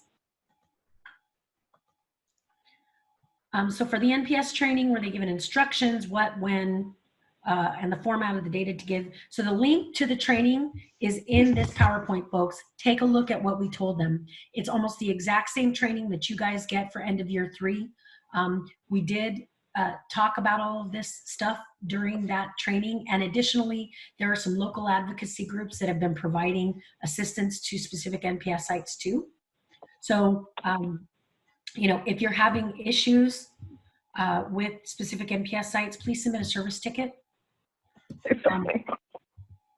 So it is almost 11:15, and so I would like to suggest we continue on. And Shiloh, you can speak to EOY 4 as well. You guys all good with that? And if there's any questions as we go along that are really important to answer, we can do so. All good? Okay, so we're still in the continue. So this is the continuing. Yeah, these are my slides, Shiloh. Just a couple of them, and then I'll hand it back to you. Okay. All right, so we have a brand new submission. This is end of year 4. It is exclusively for students with disabilities. And this is our final rollout of rolling CASMIS into CALPADS. The end of year 4 dates are the same as the end of year 1 through 3 dates. And what's included in end of year 4 is the SPED and SSRV records for all students with disabilities who have been referred and have parental consent at any time in this school year. And then the post-secondary status records for all students with disabilities who exited secondary education in the prior year. So for this year, end of year 1920, we're reporting the post-secondary outcomes for students with disabilities who exited secondary education in 2018-2019. And like Fall 1, end of year 4 first has to be approved by the LEA and then by the CELPA. And so what I'd like you to think about now is, how did that go for you in Fall 1? Were there any hiccups or problems that you encountered, and is now a good time to kind of address those so that you're more prepared to do those handoffs between the LEA and the CELPA? And then the DSEA extract. This is a new thing. It's part of it's a kind of phase 1 of providing a District of Special Education accountability report to you. Right now, this year, it'll be available as an extract. Next year, it'll be available as a report. And it'll show both the students that your LEA is gaining for accountability purposes, and then also the students you are losing for accountability purposes. Next slide. Okay, so July 1 through June 30 are the dates, and then there's the 3 file types that are the part of end of year 4, special ed, which is SPED, student services, SSRV, and post-secondary status, PSTS. And the assumption is that you've been keeping your enrollment records up to date in CALPADS throughout the year, but if not, you need to make sure you have enrollment current in CALPADS before you can upload these files for your students with disabilities. Now, PSTS is interesting. I think this is the first file type of this kind that we've had where it's a crossover of the student special ed data system and a student information system. So the SEDS and the SIS both are going to be producing this file. When it comes from the SEDS, it goes through the API, and there's not a batch upload process. But what's interesting is that the PSTS, regardless of where it comes, it automatically posts. So just something to keep in mind. All the special ed files do that, but this one's kind of a hybrid. And then last thing with the PSTS that I wanted to mention is that there will be an ODS extract associated with that file type as well.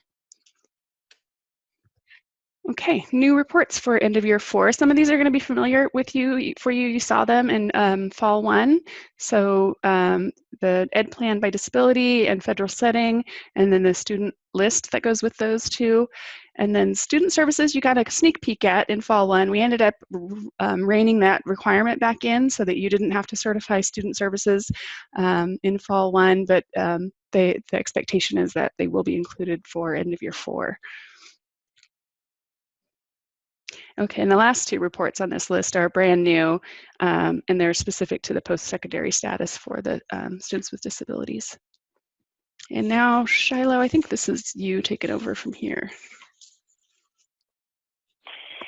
Okay, so what is different here than say fall one? Somebody was asking the other day, like, oh, so somebody was asking in the chat, should we? So the SELP is responsible for end of year 4, and depending on sort of how you're structured, some LEAs work with their SELPA to help them submit some of the special education data. So it really depends a little bit how you're structured, but typically for most LEAs, it starts with the LEA just like it was in fall 1. So you submit your special education records through your electronic IEP systems through CALPADS, and then there's the validation errors and the certification errors that would occur. So the EOY 4 reporting window is July 1 to June 30th. And so a couple of things that are different is that we're requiring the submission and certification of the services file for end of year 4. In fall 1, we removed that requirement because we wanted folks to just really get the students the special education records in.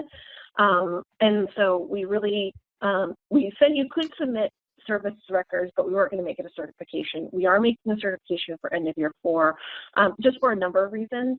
And then we're also requiring, we also have the post-secondary status file, which will be required submission and certification. So you go on to the next slide. So LEAs should submit post-secondary status records for students with disabilities with an education plan type of 100, that's IEP, who exited secondary education the prior year. So these are students who exited in 18-19, and you're reporting on them in 19-20. You do not report about students who returned to regular education in 18-19, transferred to another program, or who passed away. And it's for the end of year cycle reporting only. So it's a little bit different. I think some people are asking what's the difference between this and fall 2.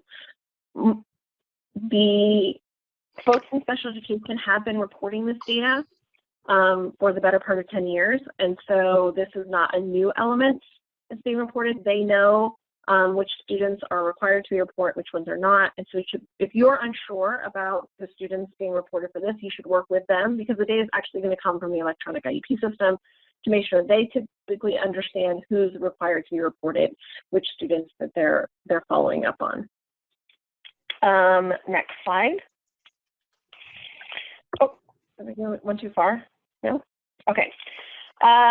So you should be submitting for any students who exit the high school program with a high school completion, with a school completion status of graduated, certification of completion, adult high school diploma, high school equivalency certificate, the CHESP, and completed grade 12 without completing graduation requirements. You will also have students who had the special education exits of prior completion. Oh, I'm sorry, this is not special education reasons, but prior completion of special education, not known enrollment or truant, expelled, no known enrollment, other known medical reasons, and transferred to college. So you'll still follow up on those students as well. So again, this is not something you're doing in terms of your CalPADS coordinators. This is something your special education department, so my folks who are listening, this is something you all do, and you report it within your electronic IEP system and submit it to us. It is something you have done for many years, and so it is not a new requirement or element. It's now just something that's being reported within CalPADS. It used to be called Table D, for those of you who didn't remember that. Remember that part. Okay, and then, so I'm going to go into some questions that folks have had, and I've seen them sort of pop up on here.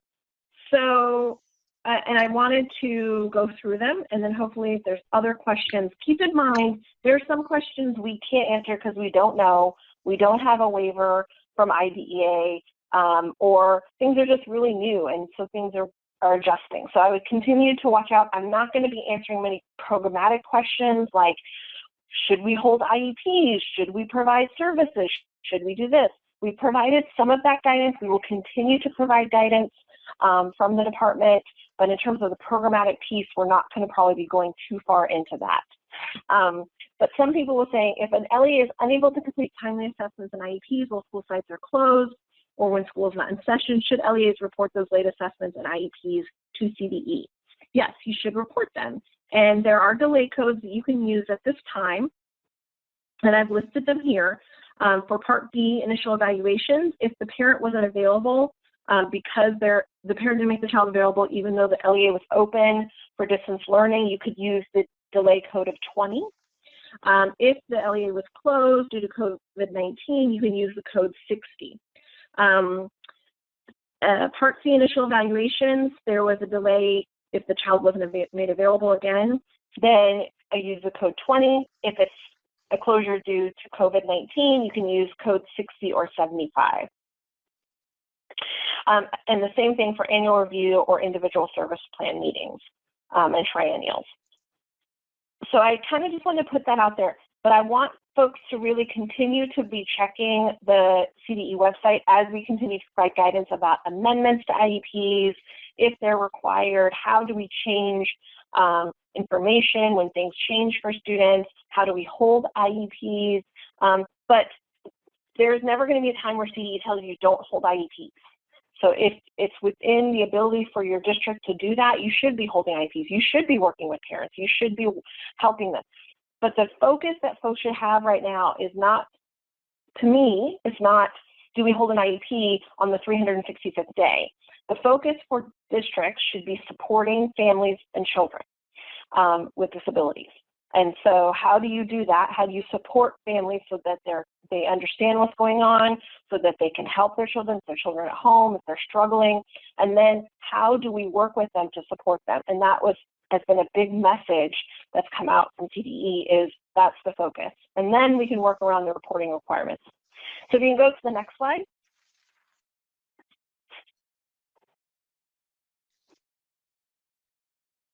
There we go. So somebody asked earlier, and I said I would answer it. Will CDE continue to monitor LEAs under the data identified non-compliance timelines? Will CDE pull an additional set of records May 15th? This is a question folks have been asking. So we're going to suspend the DING process for the 2019-20 year, and this will be coming out in a larger guidance coming out from the department hopefully this week. But I kind of wanted to preview it for you all. And while we will not be pulling a subsequent set of records this year, because for the rest of this year, that does not mean the requirement to hold timely assessments and IEPs is not in place. You should still hold timely IEPs and assessments, and that there are enforcement requirements if districts are refusing to do that. So, we've already provided you a list of students who did not have timely IEPs as of Fall 1, or we provided them to SELPA.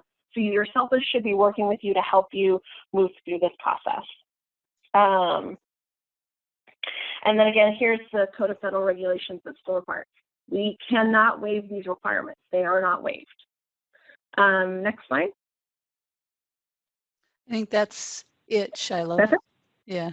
Oh. So we had some questions though, Shiloh. Okay. Why does Part B initial evaluations only allow delay code 60, but Part C allows both 60 and 75? I think that there is a validation that we saw around 75 for Part B, but it doesn't really matter. One of them is school emergency and one of them is school closure. It doesn't matter to me which one you choose, either in for Part C or for IEPs, but it's not one you can use forever. So you should be thinking about how, when things go back to more normal, are we going to start clearing out these elements? And so that's something to consider. So, are you just going to read through them? I'm sorry? Were you just going to go ahead and read through them? Yeah, I can just go and read through them. Okay. I think someone was responding to Linda specifically, so I'm not sure what the initial question was. LEAs and ourselves have been using code 60. Do they need to change to 20 if the school is closed and providing distance learning? No, you don't need to change it right now, but if you have a code in place, it's still effective, it's fine. We're not gonna be like, you should have used 20 versus 60.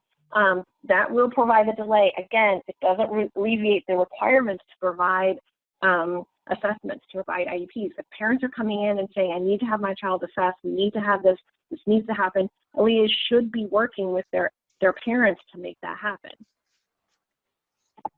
And that is part of that guidance that we provided. I provided a link to, and I'm happy to provide again here in a minute. So do IEPs need to be amended in order to reflect distance learning? We won't be able to answer that right now. There will be guidance coming out around that shortly. But as you know, we want to make sure we have consistent guidance across the entire sort of range of areas. So a lot of people have to look at our guidance, and so we're working through that process to make sure that we are putting out guidance that's going to be in line with all the requirements in law. I'm not sure how you can do assessments if you're under physical distancing.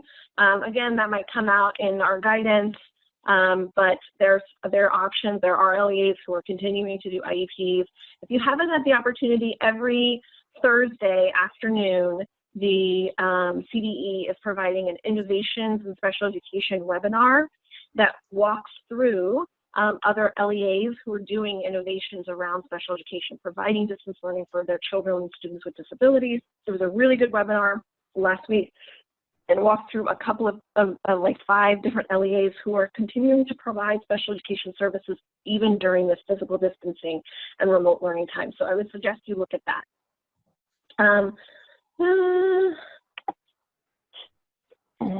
Shiloh, Judy wants to know about, if it's okay that they're administering the post-secondary survey via phone calls rather than. Yes, you can do it however you want to do it, Judy. In fact, we've never required you to do it via paper. It is something you can do in any manner that you find is appropriate. In fact, many people use they'll do social media assessments, they'll do all kinds of things to help track their students. So you can do it any way that's best for you. Do we have to put a code in the last annual triennial that occurred since a new transaction will not be created until we're able to have a meeting? If the IEP is late now, that's a consideration you may want to make. That's probably more of a local decision on how you want to address that. So it says, think processes are suspended. Should we still work on their lists that were flagged for errors? Okay, so the requirement to have timely IEPs has not been lifted. So you will still need to continue to have timely IEPs. Now, having said that, we are not going to pull another set of records to check that on May 15th. We will likely wait until the next new school year to review it again. So that's what I mean by suspended. It doesn't mean that your requirements under law are suspended. It means that the process that we use to monitor it is currently suspended to allow you the opportunity to work with children and families to make things work for them.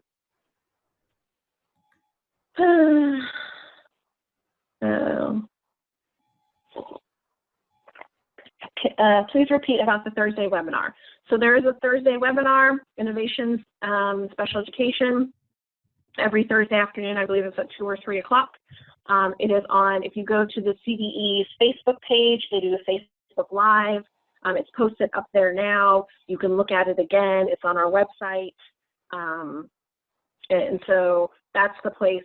You do not have to register. Last week we had over 8,000 people who were participating. This week's webinar is about innovations in special education and working with parents in different ways. So it's going to be really helpful. And then what's the difference between code 60 and 75? The code 60 is, I believe, school closure, and 75 is school emergency. I just had it up a little while ago, but that's the difference. Again, those are pretty interchangeable in this current situation. Okay, so I lied. I was going to give you guys a break, but we're running short of time, so we're just going to keep powering through. And if you need to take a break and continue on. So, other EOI reminders. Angela? Yeah, I'm here. I'm going to do real quick because I want to yield my time to Brandy because I think her stuff's more important. So we get kind of a silly amount of CERT 97 tickets during end of year 2. So please work with your consolidated application and reporting system, also known as CARS, coordinator to make sure that your Title I school-wide schools are tagged appropriately, because you do get a CERT error if you don't give us targeted program 122 student records if you're not flagged as a school-wide school. And then the next slide, Martha, is just a quick reminder that CalPADS is purged of direct certification and former foster data on July 1. So if you want to keep copies of that data, you are encouraged to download that for your LEA prior to those dates. Brandy's up. No, this is Paula, I think. Paula. Oh, yeah, you're right, Yeah, Paula. She gets the Right, so I'll keep this quick too. I just wanted to point this out because there's often confusion about this. But the cohort report in CalPADS, which will start, I believe, April 13th, will start running. And so you can actually see who is in your cohort. That cohort report basically reflects the 4-year adjusted cohort rate at the ACGR, which is required for federal reporting and is used as a big piece of the graduation rate indicator that's on the dashboard.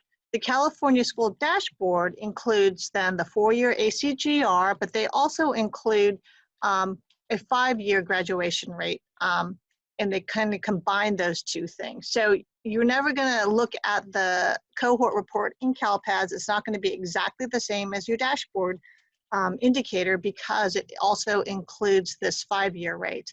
And then you have the DAS grade 12 graduation rate, which is also on the dashboard. And there are no reports in CalPADS that reflect either the 5-year rate, the dashboard rate, or the 12-year grade 12 graduation rate. But all of that data, all of those rates are based on the poll from the CalPADS ODS, which occurs at the same time as the end of year certification deadline. So this year, unless it changes, it's August 28th. So it's really important to look at, believe it's the next slide. Well, actually, this is just some information more specifically about the 4-year ACGR in terms of the timelines and what the dates are. But if you go to the next slide, it's really, really important to review 15.2, the cohort report. It's an ODS report, so you don't certify that, but that report has all sorts of really important information about the cohort. In particular, it shows for your cohort, for example, which students were A to G, which students had the seal of biliteracy. Some of those pieces that are included in the CCI, the College Career Indicator. So often what happens is LEAs during fall 1, when they're looking at the 1-year grad reports, want to change their A to G indicators. It's too late by then. If this report had been reviewed during the end of year window, and those issues were identified then and fixed then there wouldn't be that problem. So even though this is not a certification report, in some ways you should treat it as such, because it is really, it's an important one to review and look at. This year, as I mentioned earlier, not in this cohort report, but in the cumulative enrollment report that's part of end of year 3, there will be a filter for those students who are your 1-year graduates, okay, which is different from any of these cohort or rates. Okay, so that's all I wanted to say on that. And there's going to be more information as how to verify that data in Brandy's section, which and then we've labeled Brandy's section EOI checklists. Okay, so I just really briefly wanted to go through a lot of these submissions and tell you the importance. First of all, why are the data used? So we're going to talk about end of year 1, which is our course completion and career technical education data submission. So the CTE data in the submission are used to identify completer counts for our new Perkins 5 legislation. It's also used to identify completers for purposes of the Career and College Readiness Indicator in the California School Dashboard. Now in the course completion data submission, obviously now we're collecting Carnegie units, as part of a data exchange that we have with the Migrant Student Information Exchange at the federal level. But also the important components of end of year one course completion are making sure that you've identified all students that have earned college credit for purposes of the California School Dashboard, and all students that are completing leadership military science courses, because if a student takes at least 2 years of a leadership military science course, they're counted as a measure of preparedness for the California School Dashboard. Next slide. Okay, so for end of year one, you want to make sure that that all of your CTE completers have been appropriately identified in your student information system. Really important to note, for the dashboard, CTE completers can complete pathways that are not necessarily taught by CTE credentialed teachers for purposes of the dashboard.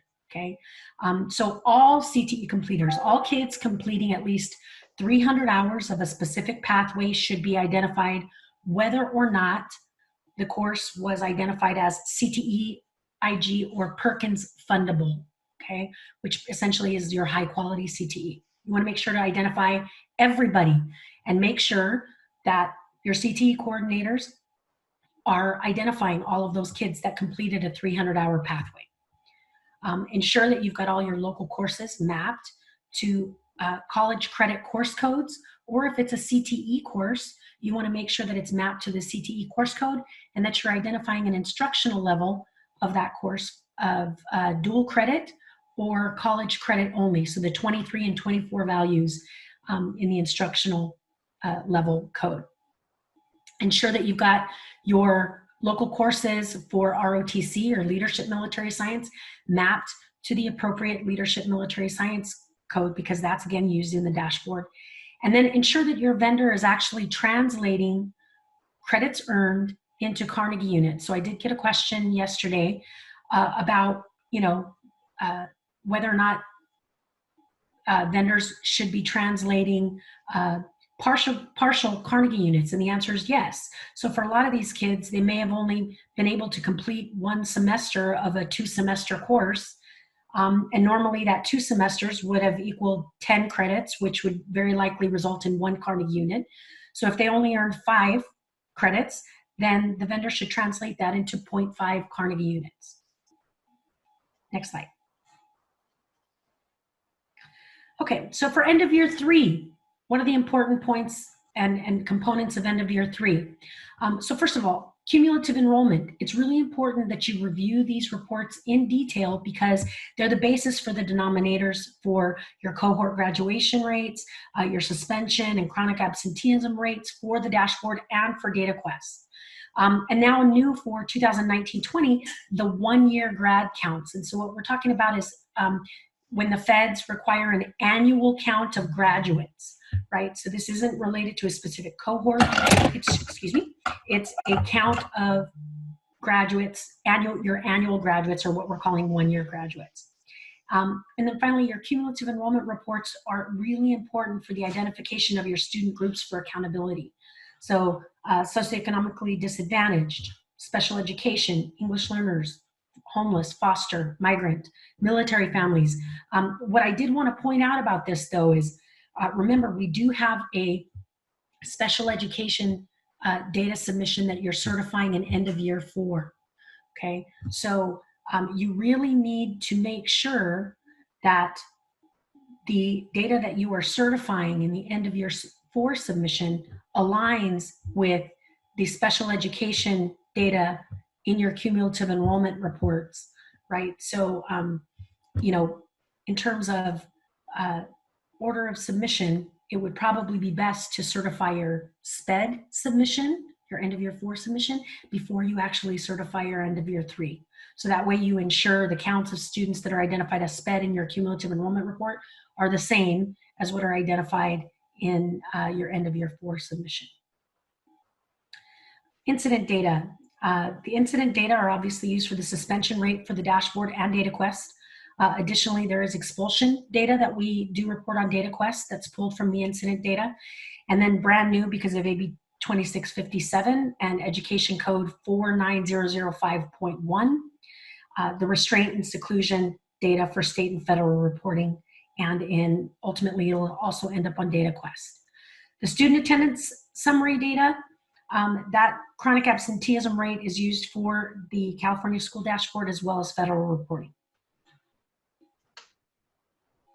Okay, so for cumulative enrollment, just ensure that all students with primary enrollments, and actually secondary and short-term enrollments, anywhere from July 1st through June 30th are reflected in the cumulative enrollment reports. One of the things you need to be aware of, because we've seen it in the past, is if your cumulative enrollment count on that report is actually greater than your census day enrollment count, because both of those counts are displayed on that report, you've got a problem. Okay, so you need to make sure you ensure that your cumulative enrollment count is at least equal to or greater than your census day enrollment count. Next slide. Okay, so for end of year 3 incidents, here's what you want to make sure of. You want to make sure that all incidents resulting from violations of Ed Code sections 48900 and 48915 have been reported for all students, including any students served at NPS sites. And this is regardless of the outcome, regardless of the result, right? You may have done other means of correction, or they may have been suspended or expelled. But regardless of the outcome and duration of the removal, you need to report all of these incidents. You need to report all incidents of restraint or seclusion for general education and students with disabilities.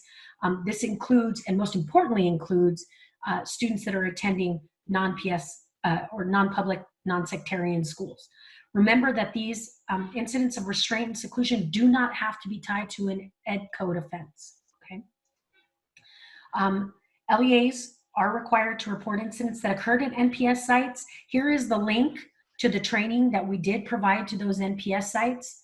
Again, if you are having issues with specific NPS sites and you're unable to obtain any of these data from those sites, please send in a service ticket so that we can assist in supporting the NPS sites and getting the data to you that you need for submission for end of year 3. Okay, the other thing is double check schools that generate a CERT 71 error. Okay, no incident or no discipline data was submitted for a particular school. Okay, we realize that if you're a totally online or virtual school, you're not going to have these data. But if you are a school, a seat-based school that was in session up until, beginning of March, the likelihood that you had absolutely no incidents, no restraint, no seclusion, no violations of Ed Code 48900 or 48915 that may have resulted even in other means of correction, the likelihood of that happening is slim to none, particularly if your enrollment is pretty high. So make sure that you get someone's signature that certifies, nope, I had absolutely nothing to submit for this school. Because it could result in some cases in an automatic color assignment on the dashboard, and you don't want to have that happen. Make sure that you get the discipline data submitted, even if it resulted in other means of correction. Okay, the other thing is make sure that students who are absent in the student absence summary due to out-of-school suspension for at least one full day, you have to make sure that they have those equivalent discipline records, incident, results, and offenses. Okay, if they were suspended out of school for at least one full day, they should have that discipline file. You will not be able to certify your end of year 3 if that error exists. And then finally, duration days should reflect all days a student was removed from instruction. One thing I should point out, and clarification I got from the Accountability Office, was that they've made a decision that if a student was suspended any duration of a day throughout the year, that will count as a suspension in the dashboard. It will also count as a suspension in DataQuest. They're trying to align those two systems. So this is a change from last year because the Accountability Office was actually taking a look at the duration of a suspension or several suspensions for a student, and if it was at least one cumulative day, they were counting that as a suspension on the dashboard. Now, any suspension of any duration will be counted as a suspension on the dashboard. Next slide. Okay, report all incidents, results for each incident for a student. Okay, so let me be really clear about this. Last year, you were only reporting the final disciplinary action. Now you will be reporting all results for an incident, which means if they had in-school suspension, out-of-school suspension, and ultimately were expelled, you would be reporting 3 incidents for that student. Okay, that's what should be coming up for CalPADS. The Accountability Office has not made a decision yet as to whether or not, if a student was ultimately expelled, whether or not they're going to be counting those previous suspensions as part of the suspension rate in the dashboard, right? They're still deciding that. You need to report any increment of a day of suspension, and duration is required for suspensions in and out of school and expulsion. It is not required for any of the other result codes. Okay, and then finally, you should be doing this. Your site administrators should be ensuring that no students are expelled K-12 solely for defiance or disruption. So that's code 511 or 48900K, right? That cannot be the only offense if you're expelling a student. And you cannot suspend students in K-3 solely for defiance or disruption either. Next slide.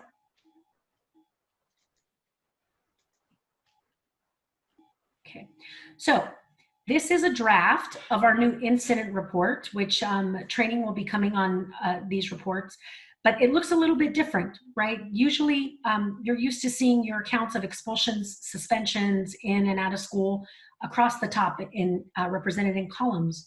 Now it's changed a little bit. You'll see a row for every incident result type, including your restraint and seclusion. So the questions you need to be answering and looking at in this report are, what are your total expulsions? Because that's going to be posted on DataQuest. What are your total in and out of school suspensions? Remember, those are going to be both on DataQuest and the dashboard. When you're looking at your suspensions, you can use some of the filters in this report also to apply them to the specific accountability subgroups, your students with disabilities, your English learners, your migrant students, your homeless students. Okay, you can apply those filters to kind of get a sense of which of those students are actually going to be counted on the dashboard. And compare these totals, the total count of students suspended, to your cumulative enrollment numbers. That would give you an idea of what your suspension rates might be. The other thing that's super, super important for this year, folks, make sure you're reporting information not only for your students with disabilities related to restraint and seclusion, but also for your general education students. If you're reporting no incidents of restraint or seclusion for your gen ed students, that's sort of a red flag. Okay, so just be cognizant of the fact that we're looking at it at a state level. So you should be looking at it at a local level. Next slide. Okay, so for chronic absenteeism, please look at any school that is reporting 100% perfect attendance and make sure that that's accurate and correct, okay? You wanna make sure that your vendors are pulling that extract correctly, but more importantly, you wanna make sure that your attendance clerks are using their attendance codes appropriately. Make sure that you are following up on any school that's marked with 100% perfect attendance. So make sure adjustments are made to the expected attendance days for any students that were on maternity or paternity leave, okay? If you guys are gonna be required to submit the STAS file this year, the days that you had these emergency closures will not be considered days they were expected to attend. But again, you need to work with your student information system vendors to make sure that you're using the correct codes to mark that as an emergency school closure day, okay? Again, work with your student information system vendors. They've all put out guidance on how to do this in your student information systems. Okay, ensure any student that's being reported as absent for at least 1 full day due to out-of-school suspension, make sure they have those discipline files, because again, you will not be able to certify. It's actually Cert 127. So missing student incident data. That's a fatal error. Unless you correct that error in the STAS and submit the discipline records, you won't be able to certify end of year 3. Next slide. Okay. Back to Shiloh. Oh, still you? Yeah, I think it's me, but she can chime in. So for end of year 4, this is our SPED submission. So again, this is used to determine student counts and specifically program exits for IDEA. So we are required to report students that are exiting the special education program annually at the end of the year. Additionally, they use this submission for special education monitoring, and it's also to determine and to solidify the District of Special Education accountability. We're going to be providing a new extract, and I think, did someone already talk about that? Yes. Okay. Briefly we mentioned it, but I think there's some notes on it. Yeah, so there's a new extract we're going to be providing that tells you when the district that's reporting the data is different from the district that's actually accountable for that student for special education purposes. And it matters because next year, or this coming year in the fall 2020 dashboard, all accountability for students with disabilities is going to roll back to the District of Special Education accountability for all of the indicators in the dashboard. And so the only exception is charter schools, because charter schools will always retain accountability for all of the students enrolled, and they get their own dashboard in the California school dashboard. Special education services, that file is used for monitoring at CDE. So, and then the post-secondary status file, it's post-school outcomes for purposes of reporting to the federal government for IDEA. And we talked about it already. So it's the outcomes of students with disabilities who exited secondary education in 2018-19. Okay. So remember, you're reporting data for students with disabilities for any transactions or meetings that occur as a result of initial evaluations for Part C, Part B, their annual IEP meetings, any additional IEP meetings that weren't necessarily annual meetings. Sometimes they're actually exit meetings. They're triennial meetings or meetings to amend an IEP. You should be doing this on a regular basis. I saw questions earlier about when should we start submitting the SPED files? And folks, you need to do this on a continuous basis. You're correct that the certification validation errors are not going to trigger until we open the end of year submission in May. However, you could be resolving a lot of the input errors that prevent you from getting your data even into the system. So please continue to do this on a regular basis. The data that you're submitting on a regular basis, at some point, CDE is going to be using for districts who've been selected for special education monitoring. So rather than asking you for a lot of these data, they're going to pull it directly from CALPADS. Okay. Additionally, this is going to become even more important next year for students who require accommodations and designated supports.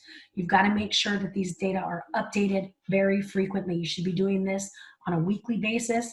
Some districts I talk to are actually doing it every single day. Okay, so for end of year 4 checklist. Remember that this submission is capturing all students who've received parental consent. So now it's different from fall 1, because fall 1 we were only capturing students that were on active plans on census day. For end of year 4, we're capturing all students who were referred and have received parental consent for evaluation anytime between July 1 and June 30th.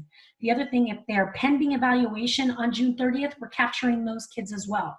So the amount of students in the end of the 4 submission is even larger. Some of those evaluations may have resulted in a determination that the student was ineligible for special education. We're still capturing information on those students, regardless of the eligibility determination. The other thing you're going to have to ensure this year and for end of year 4 is that you've identified all the services that have been prescribed in that student's IEP, IFSP, or ISP. Okay. Any student who has exited special education, meaning they are no longer eligible, you need to make sure that those students' exit date and exit reason is populated. You may notice, for those of you on the special education side of the house, that when you're submitting these data up to CALPADS, that the following exit types from your special education data systems are not being represented in CALPADS. So what I'm talking about are transfers, students that are high school completers, and students that are dropouts. The reason your vendors are no longer sending those exits up is because those are more school-related exits.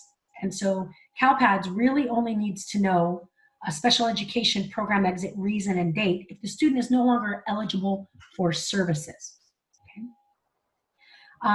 And then the last thing is make sure that you've identified all of the kids that have to be surveyed that exited secondary education in 2018-19 so that they can be reported in the post-secondary transition, or not, sorry, I did it. I shouldn't have done it. Post-secondary status file, not post-secondary transition status. So the post-secondary status file is going to contain responses and post-secondary follow-up information for students with disabilities who exited secondary education in 2018-19. And then finally, you want to make sure you review our new District of Special Education Accountability extract, okay? So what this does is it asks districts to confirm, in fact, where another district is saying you are the District of Special Education Accountability, you want to make sure that's correct, because another district could list your district as being accountable for a student with disabilities. And so it's really, really important that your accountability coordinators, as well as your special education data coordinators, are reviewing the District of Special Education Accountability extract. We will be providing more training on how to use that extract as soon as it's developed and it's finished. Okay, so for the adjusted cohort graduation rates, remember, Paula talked about a lot of the operational data, store data that you need to make sure is updated, okay? Sometimes this is in your cohort reports and you'll be able to see, based on filters, which students are meeting these specific measures for purposes of the dashboard. But you have to make sure all of these things are updated. So first of all, your student exit codes and completion statuses. You need, it's important for the identification of students in the 4-year adjusted cohort graduation rate, the 5-year rate, and the 1-year dashboard alternative status school rate. So make sure you've got the appropriate exit codes and completion statuses. Make sure students are identified as meeting A through G, okay? Really important when you're looking at the cohort report, there is no column that says this is the count of students that met A through G. You actually have to apply a filter. Okay, so folks, if you're not using that filter on 15.1, you are doing yourself a disservice. Make sure you use the filter options on report 15.1. Seal of biliteracy is used for the career and college readiness indicator. Okay, there is also a filter on 15.1. Work-based learning indicators, they are potential career and college readiness indicators. Okay, there's 5 work-based learning indicators that are currently submitted on the student enrollment file. Those are included in the cohort report. And then there's 2 work-based learning indicators submitted on the SPED file. Those are not included on the cohort report. Okay, so there's other ways that you're going to have to verify those data, which we'll talk about. And then finally, your post-secondary transition status indicator. This is used to exclude adult age students with disabilities and transition programs from the DAS 1-year cohort. Next slide. Okay, so just make sure you're updating your exit codes and completion statuses, marking students as meeting A through G requirements. That's on the student enrollment file. The seal of biliteracy, earning the seal of biliteracy, again, that's on the student enrollment file, as well as all of the work-based learning indicators. You want to make sure that you've, if they're yes/no indicators. Post-secondary transition status indicator is also on the SCNR. And then ensure all of your SPED indicators for work-based learning have been populated. And again, those are in your SPED systems, CALSAAS, CIRIS, Faucet, Welligent. It's important to point out that the names and definitions of these specific work-based learning indicators for students with disabilities have been changed to be more broad, right? So 14.47 now reflects transitioned work-based experience, where they're actually getting work experience in the workplace. 14.48 is classroom-based work exploration. Okay, so they're learning about work exploration in a course or classroom. So this is different because the indicators before were specific to Department of Rehabilitation and Workability. Okay, so they've been broadened. So make sure your special education staff are appropriately completing these indicators in your special education data systems. Next slide. Okay, post-secondary transition. Just so you know when it's appropriate to flag this. Okay, these students have to have a grade level of 12. They should not be identified as post-secondary transition until after their initial cohort year. They have to be equal to or greater than 17 years old. They have to be students with disabilities on IEPs. They should be still enrolled in a K-12 school after their initial cohort graduation year, and they're enrolled solely for the purpose of receiving services related to transition from secondary education to college, career, independent living, and they are not generally taking courses towards receiving a high school diploma. If they're still taking coursework, they're remaining enrolled after the age of 17, 18 to complete their high school diploma requirements. They are not post-secondary transition students, so do not flag them as such. It's only when they are no longer taking courses towards high school diploma.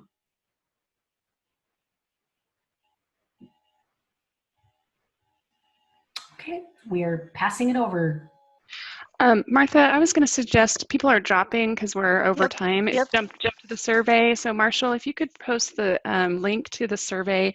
And folks, we always survey you because we like to, make sure, we're improving this meeting for you and making it a good experience. But we also, this time, we have some unique circumstances going on in the world. And so we wanted to hear from you. There's a couple questions in there about how end of year looks from your end. That is really important. If you could fill that survey out for us, we would really appreciate it. So Marshall has in the chat box posted the link to the survey. And I'm likely to hound you down to make sure that you fill out that survey. So please, we had over 800 people join us today, and we really do need your feedback on the upcoming EOI submission and what's going on in your local environments. Help inform us. And we love your comments. Let us know good or bad. It was a lot of information to digest here. And while we're leaving that up there, is there some questions that we need to answer? Randy, in your checklist area? Sure. So we're getting lots of questions about how they're going to determine CTE completers if the kids didn't actually get to complete the final course. Paula, I don't know if you're still on, but I'm assuming our accountability office and CTE office will be addressing this. Right. I mean, is the question related to if they don't complete a capstone course? Right. So they weren't able to complete the 300 hours. Right. Well, we can touch base with our CTE folks, but the guidance regarding course completion is posted. It's kind of a local decision as to how LEAs are going to determine whether or not students completed courses. So they might look to that guidance to see if that helps at all. Okay, so the preferred order of the files will now be end of year 2, end of year 1, end of year 4, end of year 3. I probably blindsided CSIS with that. Yeah, and I would say, generally speaking, yes, based on what you said, as far as, the EOI 4 helps inform EOI 3 as far as students with disability, but you also have to take into consideration the readiness of your data and staffing. Right. So if you have staff leaving and you need them for your discipline, you want to get that data in and verify you got it in good shape and then look at it before they take off. For the most part, you may have to go back and adjust it based on, you know, finding a student with disability that you reported in EOI 4 somehow didn't get reported in EOI 3.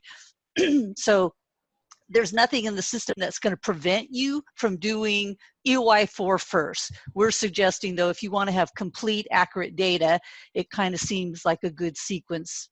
Some people don't have EOI 1 data. They're in elementary, so they're not going to be submitting any of that data. EOI 2 is a nice one to start with because it's minimal. But again, if you don't have targeted or school-wide programs, you have very little to report there. So then it comes down to EOI 3 and EOI 4. So. Okay, so private school could have a valid CERT 71. As far as I know, School 002 isn't included in this validation. So remember, if they're at private schools, we're not collecting discipline data from students at private schools, so School 0002 should not be included in that validation.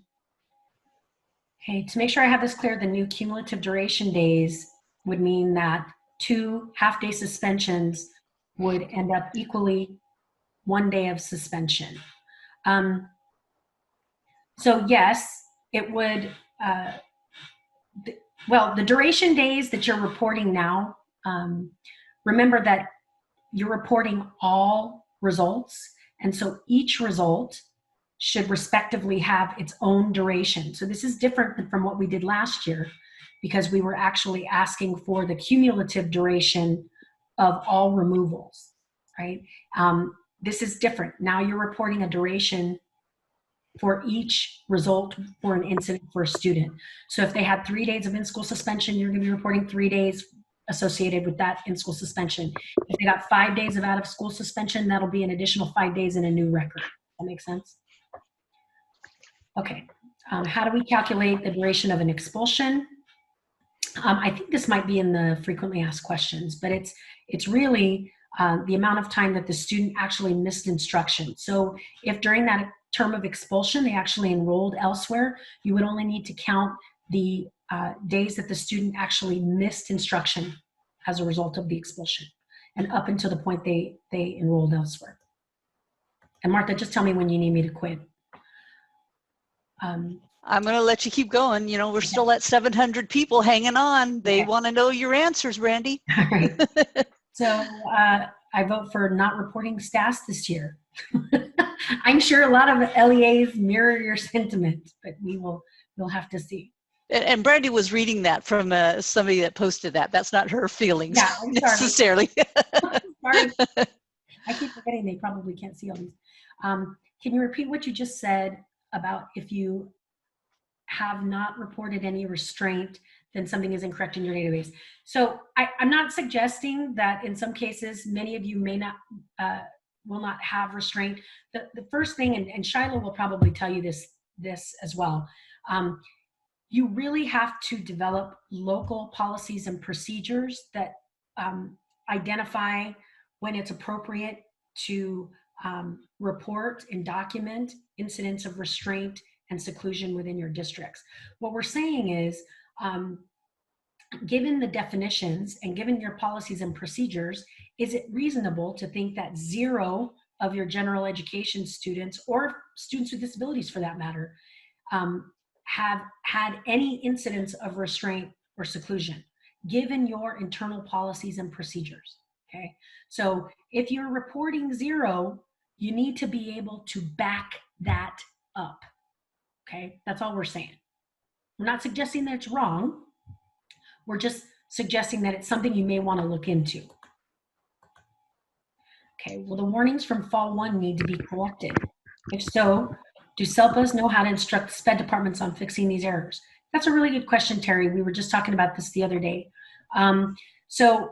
There are certain warnings that existed in Fall 1 that we're going to make fatal for end of year. We kind of loosened a lot of the validations.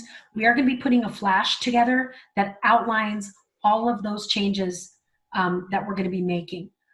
With respect to providing instruction to the SPED data coordinators on how to resolve them, we can certainly look at providing some of that in our end of year trainings, Martha, would you say? Yes, yes, absolutely. Okay. Brandy, I'm going to interrupt you real quick for some technical questions that we're getting. Marshall, they want to know if they can save the Q&A. Do you know if that's possible to do on the webinar? I was placing answers in the Q&A. The actual Q&A processes in the back end, and it will be available once it's completed processing, because it places the answers with the questions. And if you So register, wait, Marshall. So the LEAs themselves cannot do it. They have to wait for us to compile it, and we will compile the Q&A and get it posted. That is you correct. As an individual cannot do so. That is correct. If they registered, that would make sure that we have your correct name and email address to actually send a response to you. Second question, Marshall, thank you, is the recording of this, do we know when and where it will be available? It usually takes approximately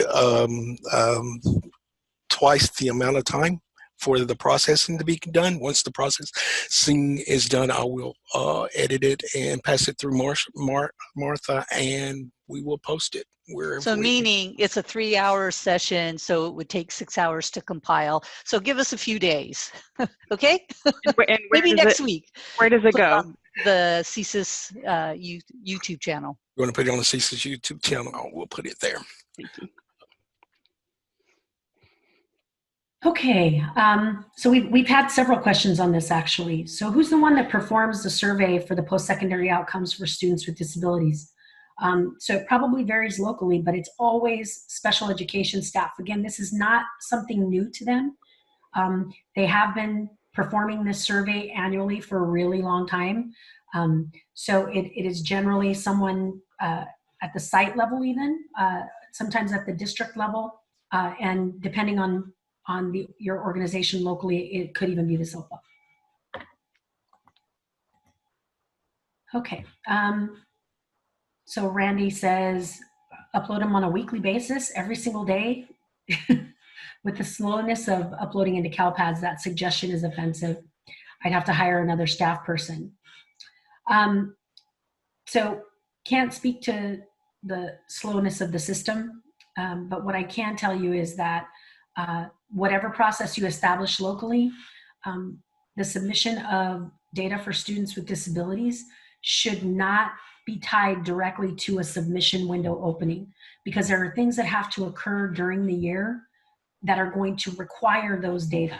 And specifically, we're talking about testing. If you want to test students with the alternate assessments, or if you want to test students with the interim assessments and they need accommodations and designated supports, you will not be able to do that unless you get those records up there in a timely manner. So just submitting those files when it's time for data reporting for, say, fall 1 or end of year 4 is not going to be enough. So I'm not, I realize there are some system constraints, but to the best of your ability, work on submitting those files regularly. And I'll add this, because yes, there is the slowness, but with the special ed files, if everything passes validation, it posts, it just happens. And so what takes time is people have to clean up those errors. And I get it, it's the first year, people have to figure out how to populate this data and have higher quality and how they can audit it locally.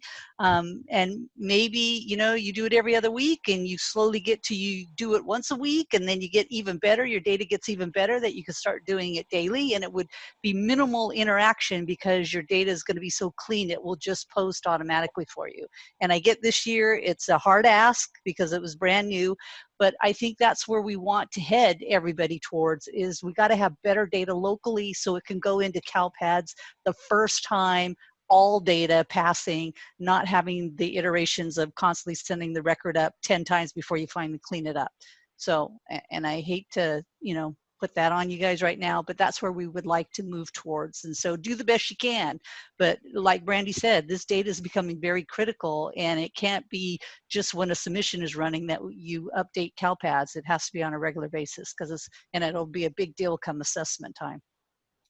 Okay, on Brandy. So no, that was great. Thanks, Martha. So I just found out that our SPED team had no idea about the CIM meeting. Okay, folks, all of your special education data staff can sign up for the listserv.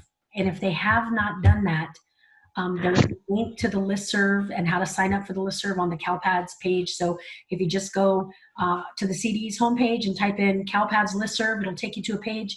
Forward that to them. That's how they get notification about these meetings. CELPA can also sign up for the listserv.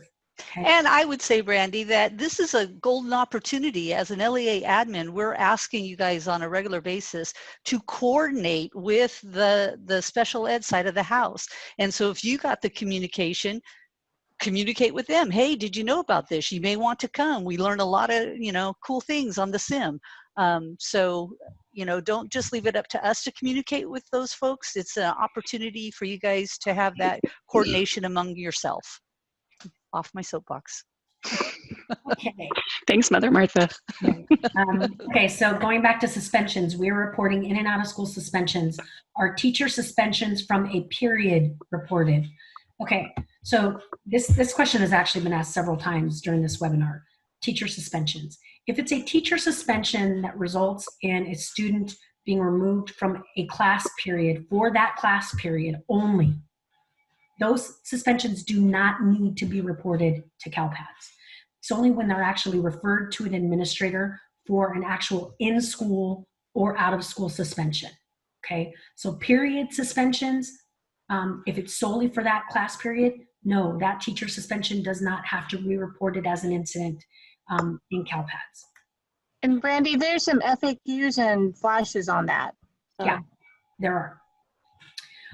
So will we be able to see who is counted for 5-year rate and DAS rate? And I'm assuming, Anita, you mean in the CalPADS reports. So there are no specific reports that show kids in the 5-year rate and the DAS rate. But However, with that new filter on the cumulative enrollment, you can get to the 1-year completer, right? Right, the one-year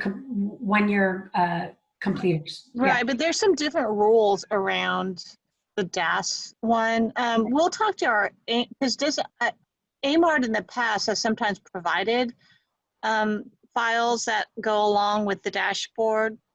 But Anita, there is actually a way that you can use report 8.1a in CalPADS with some very specific filters to obtain students with specific exit codes, right? So you can use, it is an ODS report, right, Martha? Yes. Right, so you can use that report to give you an idea of the students that would be counted for purposes of DAS. So I have a specific slide on it. It wasn't included in the CIM for obvious purposes because of time, but I'd be happy to share it with you.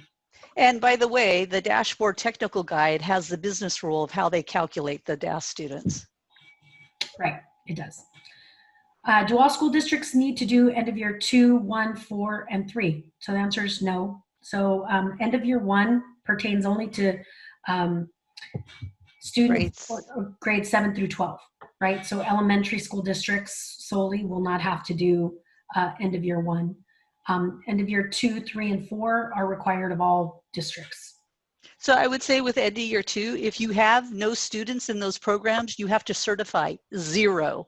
So you can't just leave it alone. You do have to, we do want to encourage that EOI2 gets certified, even if you don't report any students in those programs.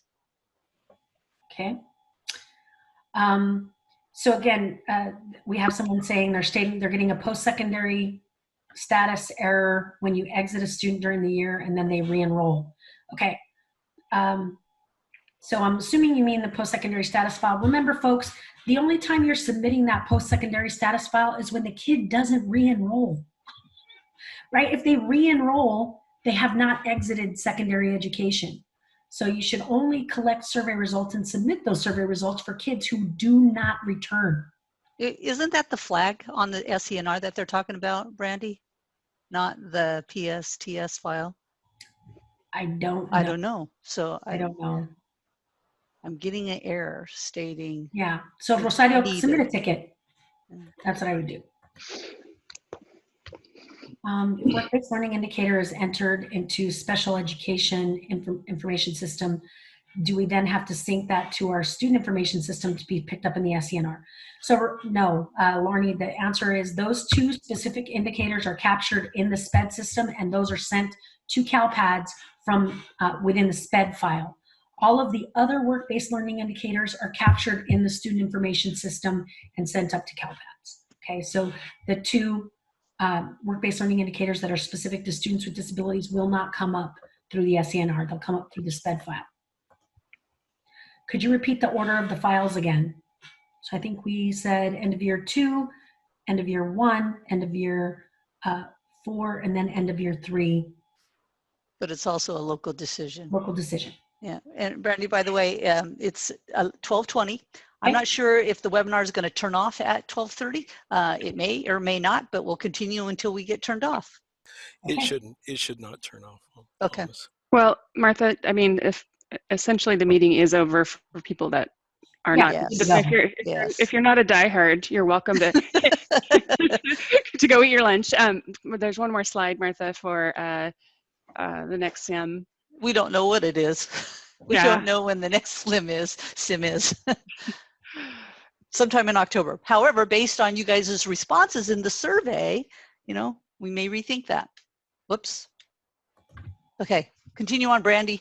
Power through. Okay, so just confirming, it was definitely said that a CTE completer for CalPADS purposes is 300 hours in a CTE pathway, even if the teacher is not it's not a high quality CTE course, right? So they don't have a CTE credential. So for purposes of the California School Dashboard, they are not looking at whether or not the teacher has a CTE credential. Okay, however, for Perkins purposes, remember, if that course is being funded by Perkins or CTIG money, it requires a CTE credential teacher, okay? But for purposes of the dashboard, that is not a component they're currently looking at. Okay, so do students have to be on a CTE pathway in order to tag them for work-based learning indicators on SENR? So no, we don't have that requirement, right? So these work-based learning indicators may or may not be related to a student's CTE pathway. We're not validating that. Did I hear you correctly that CTE completer does not necessarily need to be CTE certified teacher? Again, if it's CTE funded, it requires a CTE credential teacher, but for dashboard purposes, that's not a component they're looking at. So Brandy, if you are a CTE in that program, in that grant, and you didn't have somebody that was certified and you flagged it as such, what happens? Do you get audited? So yeah, it would be a monitoring issue, okay. Right? So if you got selected for monitoring for the Perkins program, they're going to ask you to provide verification that all of your CTE teachers actually have CTE credentials in order to fund the course. So yeah, it's a monitoring issue. Okay. And it also come up in CalSAAS too, potentially. Yeah. Yeah, it would come up in CalSAAS, although they don't use the end of year data. They use fall 2. So where I was getting is CalPADS doesn't have the validation, but there are checks elsewhere and it will be determined. Right. But here's what I really want to reemphasize is that I had a school say, well, we didn't report, we had kids complete these pathways, but we didn't report them because we thought they had to have CTE credential teachers in order to count on the dashboard. And my response is, no, that's not true. They have to have completed a high quality CTE pathway for funding purposes, but and for reporting to Perkins and CTIG, but for purposes of the dashboard, the course, may or may not be a high quality CTE course. Good clarification. Okay, so for CTE sequence course, do we use the course instructional level of intro, intermediate, advanced? Okay, for CTE courses, you do not have to populate that instructional level code. Don't bother, because it's already in the name of the course. It's only The instructional level code really becomes important only for college level courses. The other values that are in those courses, or like their UC honors courses, UC certified honors courses, or remedial courses, it's not a required data element, so do not bother doing it, Alejandro, for your CTE courses. It's redundant. Is there a training specifically for special education teams? Not really. I mean, we have partnered with the special education vendors and have done data population. EOY4 is very specific to special ed folks. We haven't yet created that material, but the rest of CALPADS submissions, it's a blend of the LEA administrator and the special ed coordinators working together to get that data up. And so we would hope that the special ed folks, if you want to know more about the submissions, that you come to the regular CALPADS submission training, which is meant for both parties. Question to that, when will the EOY trainings be posted on the training site? So the end of April, we'll be doing the advanced, and then starting middle of May, we will be doing the regular basic end of year training for everybody else. So middle of May to end of May. Okay, so when will the flash be coming out? Karen, it seems like we're sending out flashes daily now. So we're working on them. So, you know. Which flash was she talking about? There were so many we mentioned that need to get produced. The work-based learning. Oh, work-based. Oh, okay. Learning. Yeah, I'll try to do that in the next week or two. How many LEAs have all the certified Fall 2? What was that? How many LEAs have certified Fall 2? 1,200. We still got 800 to go. So, you know, do the best you can in these times when we're here to help. We are working remotely and we are responding to tickets, and we are trying our best to support you guys in these awkward times. Okay.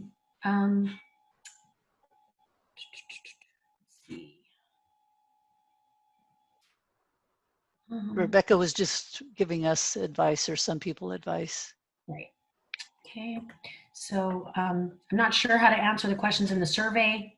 I'm assuming you're talking about the post-secondary status survey. PowerSchool and CALSAAS are available from home, but our school site office staff are not currently working. Maybe our actual CIM survey, because we wanted to know, you know, do the best you can, Cindy. Give us something. Put it in your comments if you want to clarify your answers. Yes, I think it was referring to the CIM survey. Ah, got it. Okay.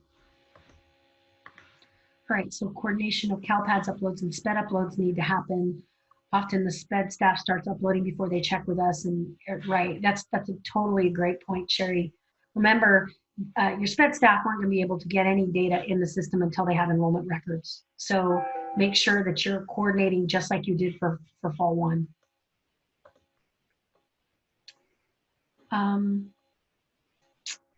Not sure what Niraj is referring to.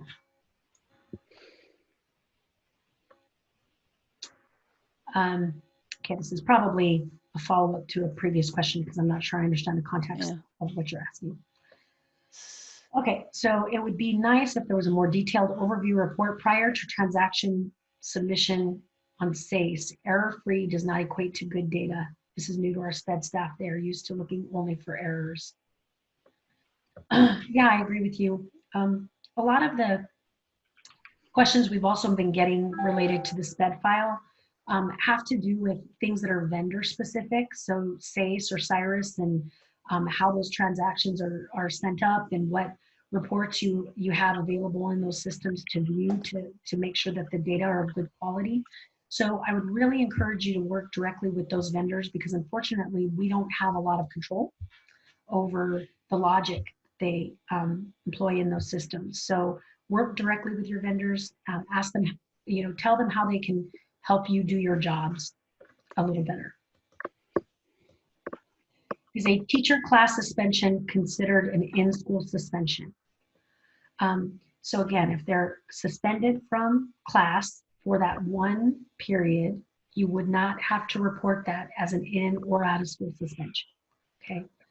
It's only when they're referred to an administrator for actual in-school suspension or out-of-school suspension. And it usually means that the student is actually suspended for more than just that class period. Okay, so how does the PSTS record play into the surveying of special education students? I thought the SPED post-secondary fields were already included in the SPED record. So they're not in the SPED record. The specific fields for the post-secondary survey are actually going into this new PSTS file. And so you may want to talk to SACE. It probably looks, or SACE or CIRIS or whatever special education system you use, the location of those data in that system probably haven't changed. It's just they're being submitted up through a different file type in SACE. They're not in the SPED record. Okay. Let's see, I do not really understand the work-based learning indicators. Can you explain some more about these 5 codes? So B, there is, what I will tell you is just stay patient on that one. I do know that I'm working with Jenny Singh and Shiloh about the work-based learning indicators and trying to get a webinar put together to sort of explain, and obviously we'll be working with the Career Technical Education Office as well. So we want to talk through some of the questions that you guys have. So we will be putting together a webinar on the work-based learning indicators for the end of year submission really soon. So just stay tuned for that.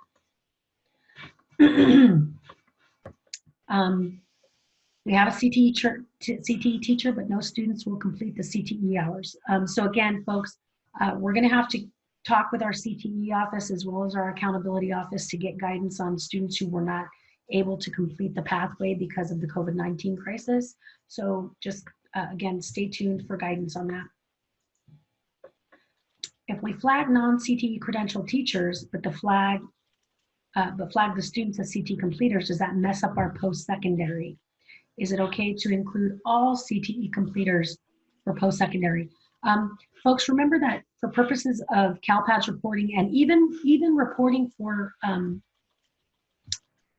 purposes of, you know what, that's actually a good question. I don't know. I don't know the answer to that question. I don't know if the only completers they're asking you to report are those that were in Perkins or CTIC funded courses. The only reason I want to say that the answer is no is because the submission in CalPADS, and actually even the data submission that we do to the feds, includes all LEAs, even if they weren't funded with Perkins or CTIC money. So I want to say that it includes all CTE completers, not only those that were Perkins or CTIC funded. All right, we'll double check, but I think the funding, it's basically a funding issue, not any other issue, right? I think that's the main reason for that. For what? For the highly quality, right. You know, the high quality whatever classes. That's what they're funding. Right. Okay. Yes. So, but we'll get some more guidance from the CTE office. Can you please repeat the answer of reporting teacher suspensions?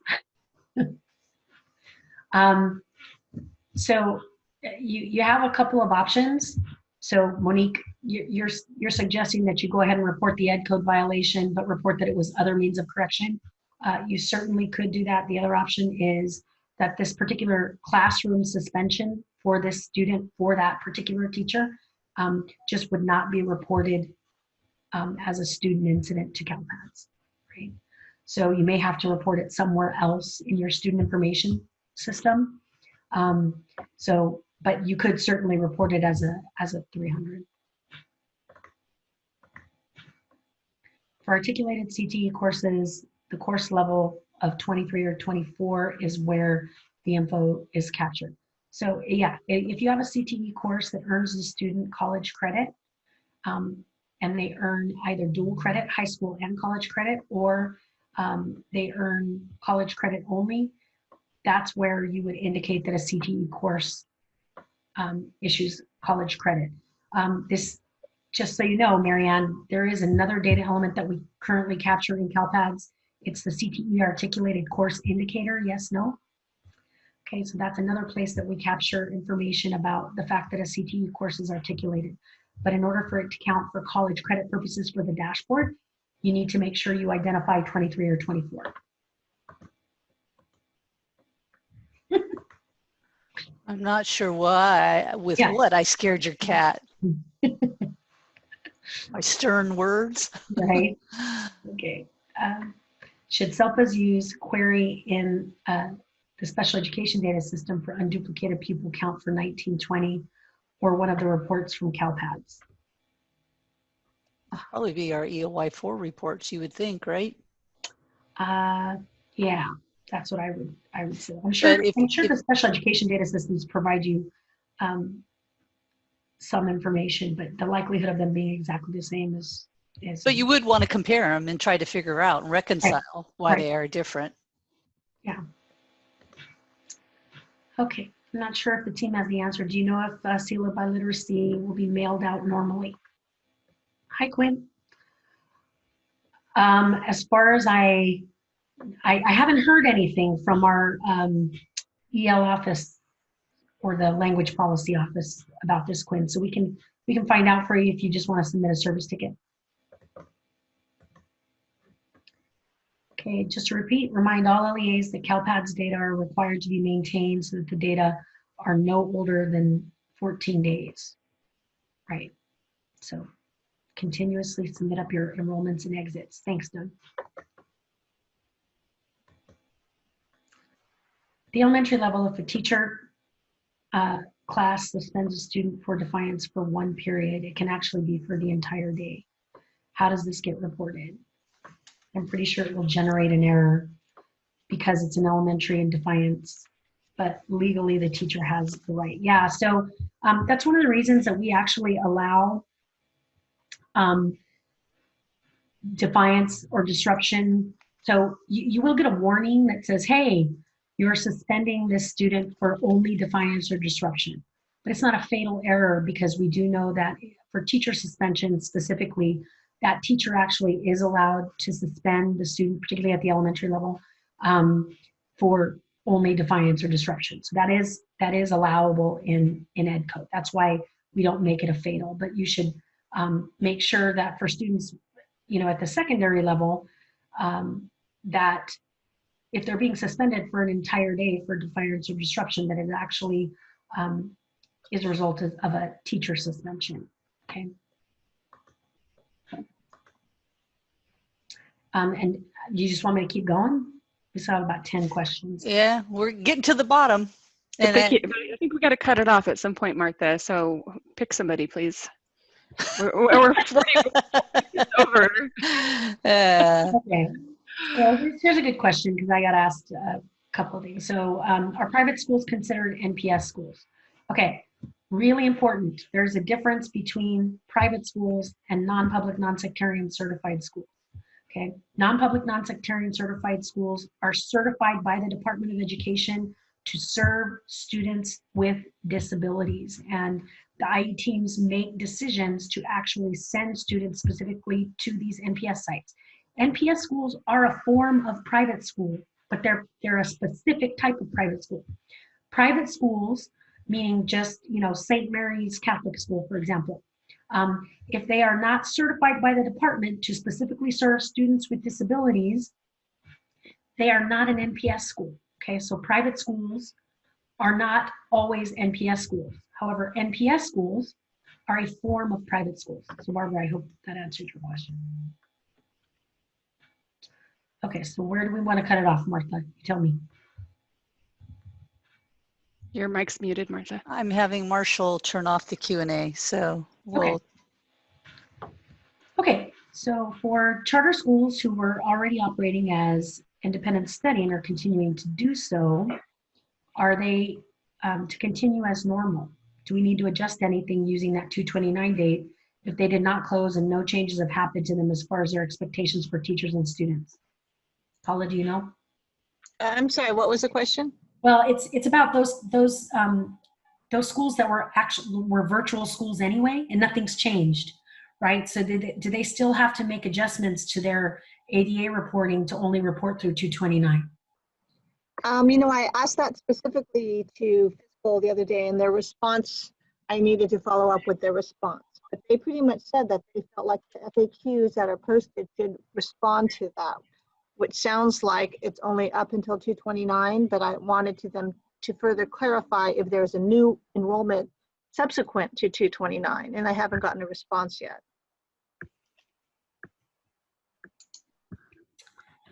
All right, so Stephanie says it's mentioned that a class suspension is not considered an in-school suspension for a period. However, if an elementary student is suspended from class, how should this be documented?